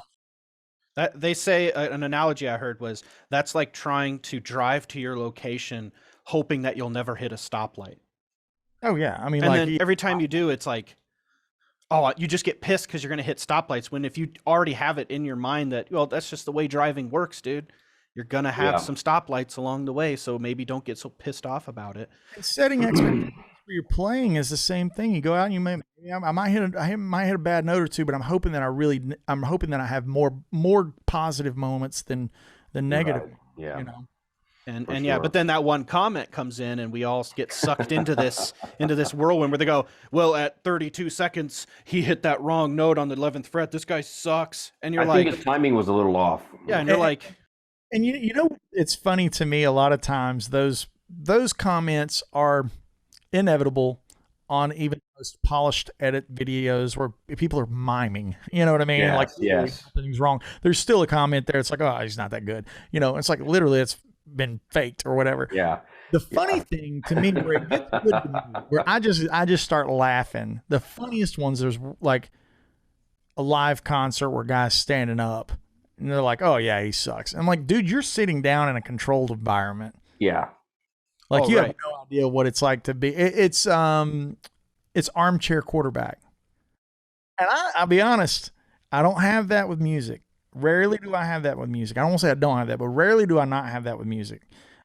But boy, when it comes to football and Chicago, I am the world's worst armchair quarterback. But I love football. I mean, it's part of being, I guess, in the South. You know, in the SEC, football is a big culture, and I love NFL and stuff like that. So, you know, I get it in somebody else's lane how I would get crushed out there. You know, I wouldn't even make the water boy. You know what I mean? Yeah. But like when it's in my own home field, I'm like, oh no, you can't be like that. You know? Yeah, right. Yeah. It's like, yeah. It's the beauty. It's the beauty of the sport. Well, it's like the Olympics. You know, we all watch the Olympics, and we're 5 minutes into watching high diving. Like, oh, that guy's a little loose going into the water. Yeah, right. Exactly.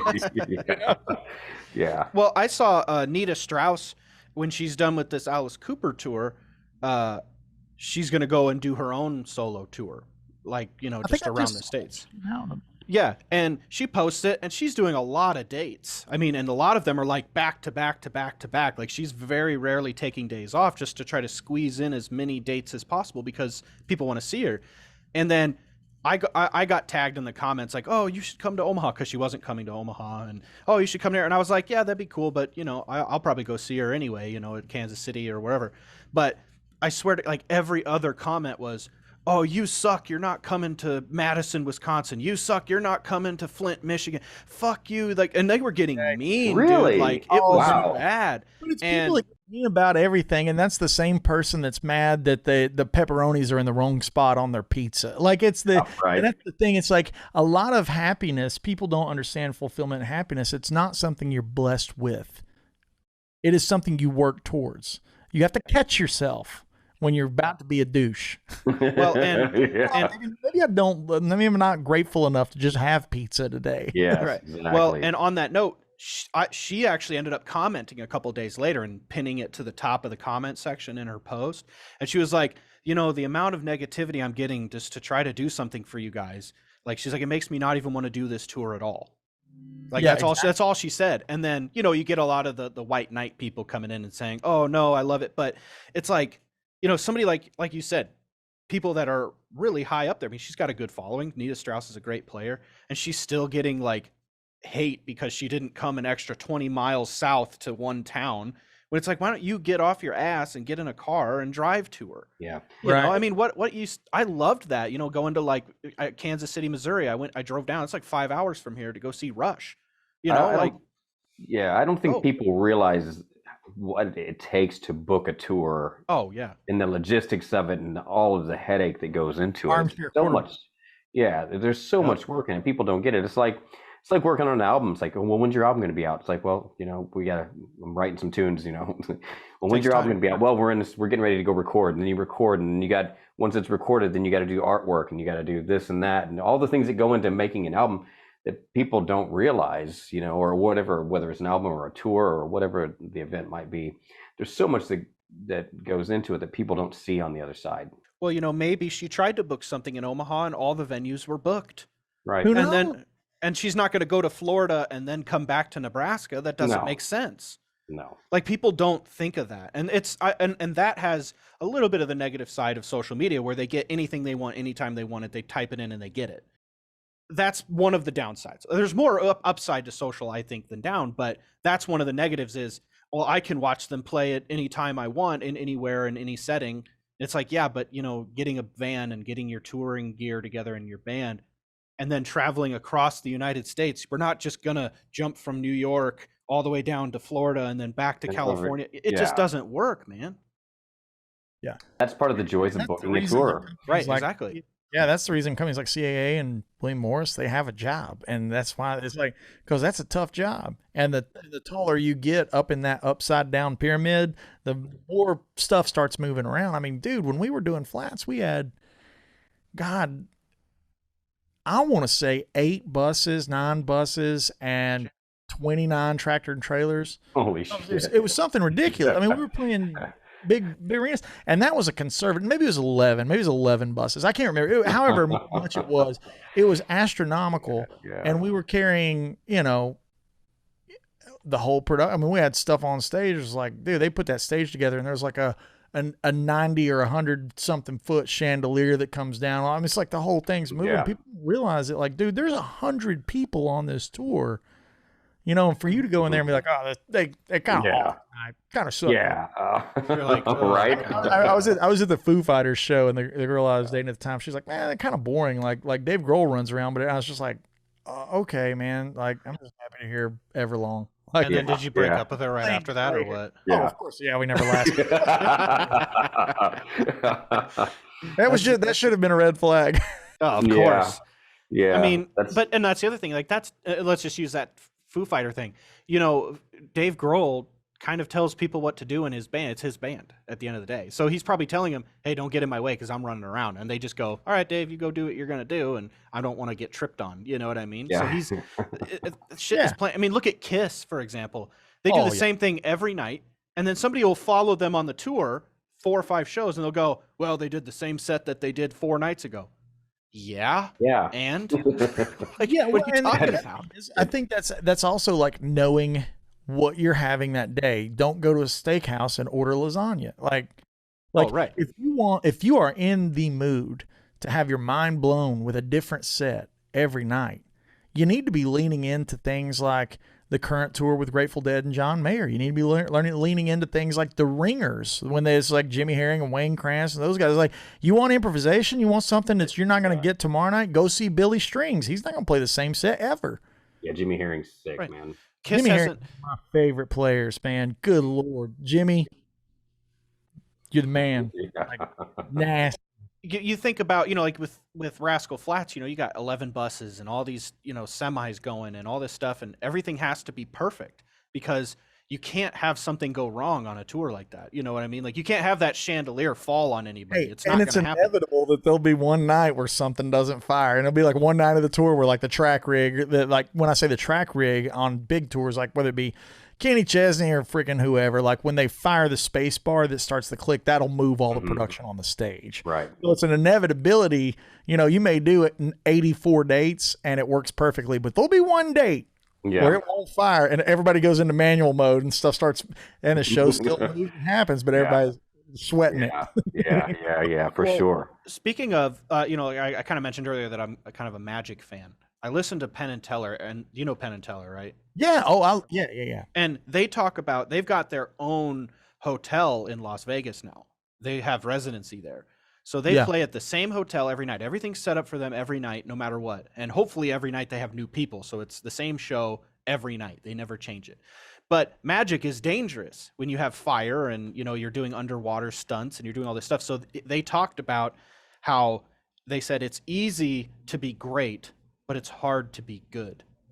Meaning, Ooh. it's easy to have one night that's amazing and it's great and it's perfect, but it's hard to be good every single night consistently because you owe it to everybody to be on point. So they don't do things that are going to completely risk their lives. They don't do things unethical like, you know, shooting bullets at each other anymore because that's so dangerous to try every night. You know, Yeah. you might be able to pull that off one time, but you don't want to shoot yourself in the face, Yeah. you know, on accident, you know, and stuff like that. brings So into playing too, the perspective of if you are touring or if you're clubbing, like we're constantly in this conversation talking about some big gigs.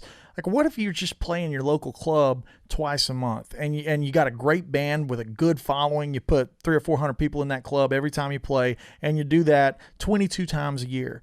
If you're trying to, you know, really deliver, it's not about the hottest night. It's like, how hot is your lukewarm? If this is Stuck and this is Steve Lukather, like, how often are you living above the middle ground? Because that's far more powerful than just having one night out of 22 that's fire and the rest of the night not so good. You know, consistency is everything, and I think maybe that's something that if I could say any piece of advice, if I have any realm to speak on advice to up and coming players, when you watch YouTube videos or Instagram videos and it's a controlled environment and they've had 67 takes like that, even if they're doing it for real, it's still 67 takes worth. Yeah. Not to mention several videos where I've been like, oh my God, that guy's amazing, and the bottom of the guitar has no cable in it. Yeah. Let's not open that can of worms because it's a whole Oh man. conversation, because there's plenty of that, and that sets a false precedent in the younger player that's like, I'll never be that good. Well, of course not, because he's not that good. Right. Exactly.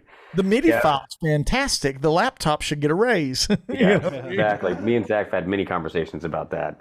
Yeah, Now- and I think it's a dead horse in our realms, and by this point, it's becoming far more evident. And now players like that are getting a bit more flack because it's so easy to see with 4K cameras and technology, and how Tyler Larson had a great video on it where he was doing. Where his head was still and he was playing, and then like he just stood up and like he had like manipulated the whole thing. He's like, "This is how it's done, guys." You know what I mean, or whatever. But yeah. And it's so easy to do now too. It's so easy to do. It used to not be that easy.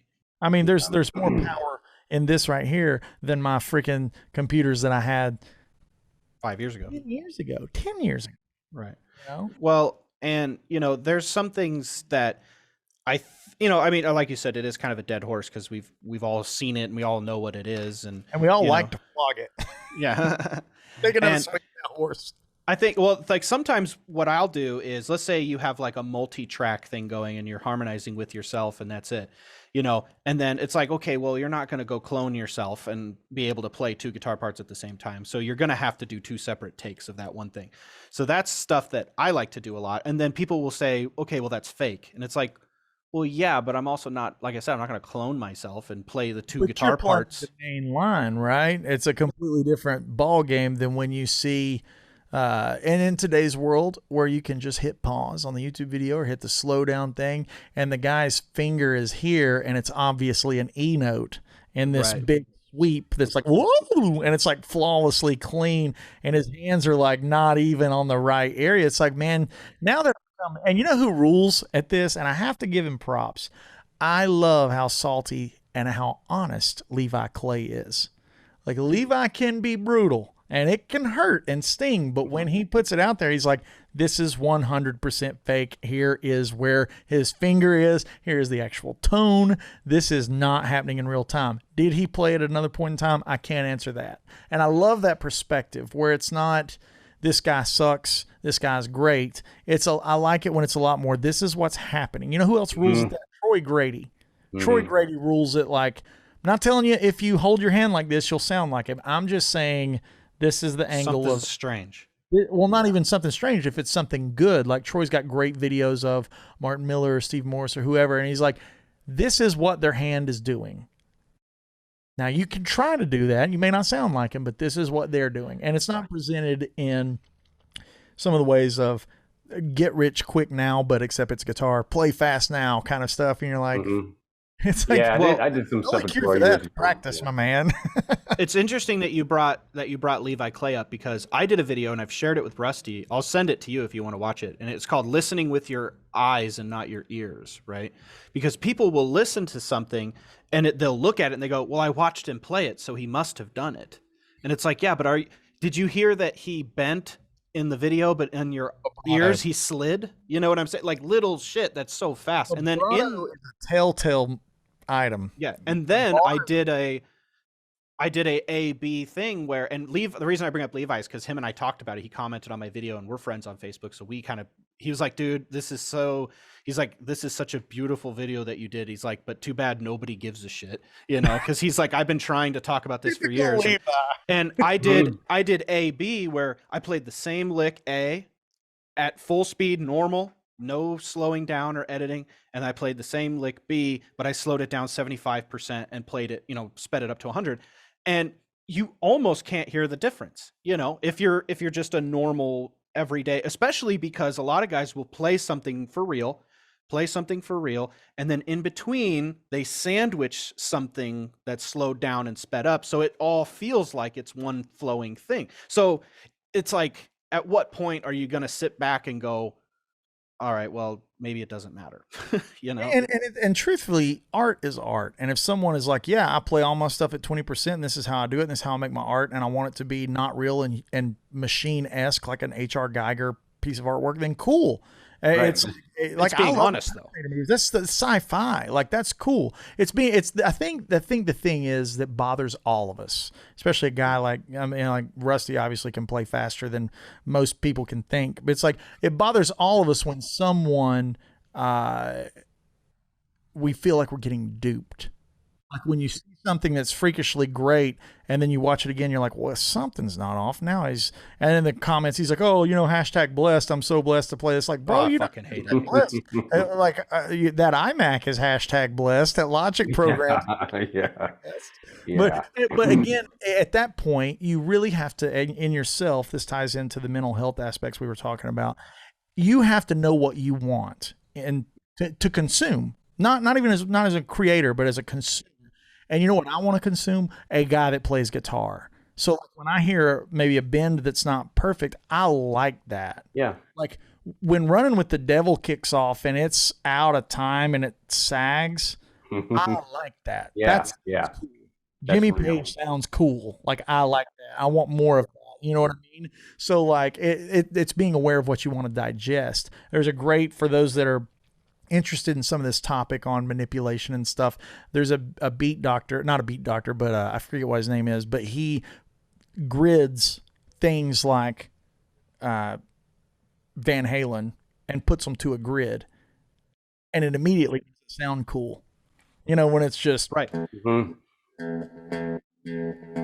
Right, he quantizes it. He quantizes it, and it takes all of the vibe and the coolness out of it. Like, I love to hear fret noise, sliding of the hand, and I love it when a bend's kind of like being a little dirty, and it's like maybe it's a little pitchy, but it sounds like guitar. It's like because again, maybe that's probably from my background growing up in bluegrass music, where things are on acoustic instruments. Like I don't know if you guys have ever touched a mandolin, but it's never in tune. Even when it's in tune, like a banjo is never really in tune. It's not like the tempered fret thing. It's like a guitar, but even worse because the scale length is this long. But like when I hear that human element, and one of the things I love about bluegrass music is those old recordings were all just gathered around one mic. So you hear, and man, when you see that environment, like a great example is the Del McCurry Band. They still do a lot of shows where they'll gather around one mic. And everybody is playing at 16th notes at 190, and they're singing, and it's like it's just burning. And this guy's playing a Martin with 13s on it. You're like, holy cow, this is really happening. Like there's no gimmick, there's no wizardry, there's no witchcraft. Hell, there's not even a delay pedal laying around. No distortion, for crying out loud. You know what I mean? So I enjoy that that aspect of live without a net kind of thing. I've told Rusty too. I'm like, he's like, I never thought, about people wanting to speed their stuff up or, slow it down and speed it up. And I was like, and I said, listen to your playing. And when you hear it, you hear the little bit of string movement. You hear a little bit of the hands fizzing across the string, human stuff. When the first tell sign you can see when people are faking their stuff is there's absolutely clean movement between every single thing. And even Guthrie Govan, who's one of the cleanest players in the world, has a little bit of that string kind of fizz, that little just movement. And it makes it cool. Like it doesn't sound like a computer guitar. Yeah, it's like when things get in that MIDI, and when they get MIDI file sounding, and there's the pick attack gets awkwardly the same. Like oh man, it just robs the vibe to me. Yeah, it takes away the organicness of it. You know what I mean? Yeah, and that goes into double tracking. A lot of metal records that get too perfect, they don't sound big anymore. It turns into big mono, not stereo. Right. And when you hear isolated tracks to things like Ben and I, as a 2-guitar band in Skankbanger, like we're constantly listening to isolated guitars in like Motley Crue, or things have been double tracked, or like double guitars in like Whitesnake. Doing Still of the Night. There's slides happening on speaker right that's not even happening on speaker left when it's an intended double part. That's not even getting into the world of Guns N' Roses, where they're just different things. Right. When something's intentionally doubled, even into the 2000s, the imperfections were there from guitar A and B. And once they get too perfect, it makes the track feel really small to me. And that's just being a listener that knows what he's after. You know what I mean? You don't know what you're after, and you're letting the internet comments tell you what's good and bad. There's your problem. That's why I love Kiss, dude. I listen to Kiss records back, like Love Gun. Ace Frehley and Paul Stanley are not even close to doing the same thing together, but it sounds so cool. And it sounds so big. Yeah. And that's another thing that like Rick Beato's talked about when tracking guitars. It's like, big stereo usually involves 2 different cabinets or 2 different amps or 2 different microphones or whatever. When you just start duplicating things, you're just making big mono. Right. Exactly. Yeah, I encountered that years ago in the studio too. Because I was like, well, let me, we can just record both of them at once. It's like, well, no, you got to actually go in and track them each separate times, and you know, to get that full vibe. Because I always, in the studio, I'll use two different heads, right, and two different cabinets, and I'll record that once, then I got to go do it again, Right. Separate time, even though it's 2 amps, whatnot at the same time. It's still, you got to double track it. For real, you just don't copy and paste it over, and because it gets small. right. It's the same thing. It's just small, and people don't realize a lot of this magic in those vocals that we love. So speaking on, the vocal is just another instrument, but like, man, when that's doubled, it gives it a different thing than a delay or even a doubling effect, like the cooler. It's the human touch, because it's never going to be exactly the same. How often do guitar players think, man, this 150 piece orchestra isn't in tune? Never. Yeah. Nobody ever thinks that. Yeah. No. That's crazy. Well, didn't Van Halen, didn't he play on like the left track and then had like reverb delay that was spilled over onto the right track, or vice versa? First two records were what you're talking about, where the effects were on the left. And that was cool. I'm sorry, one's one and one's the other. Without hearing it in front of me, I can't remember which it is. But yeah. And then he was one of the first guys around, I have to say around, but OU812. It really got slick. My favorite Van Halen guitar tone, I'm going to be a blasphemer. Prepare yourselves to hate me. Yeah. My favorite guitar tone from Van Halen is the Live Right Here, Right Now. And that's when he had the tone from Right Now and Judgment Day, where it was the wet, dry, wet. That tone is awesome because it's one guitar, but it's like the wet, dry, wet thing, and it just creates a different sound than. And I love that he was playing with placement, sonic placement, whereas guitar players were like trying to double and do this and left and right. Like he was like worried about like, and how much is Ed, how much is Ted? It's like it gets into the mythos. Like now you're off to the the hypothesis or whatever. But my favorite tones were that wet, dry, wet thing, and it was because how cool it sounded on that Unlawful Carnal Knowledge era. Yeah. Like I love for sure, man. Yeah, I mean, all of his stuff's great. Oh yeah, I mean it's freaking Ed. So hell yeah. Well, hell, man, I think that was pretty rocking today. Yeah, super fun. Thank you guys so much for having me. It was really, really, really cool. So I really absolutely, man, and I like the vibe too. With the show, we never know what's going to happen and where it's going to go. It's just all off the cuff, just a good conversation, and appreciate you taking the time out of your day, bro. Thank you. Oh man, well, let's all stay in touch, and you guys have a great day, and we'll talk to y'all real soon.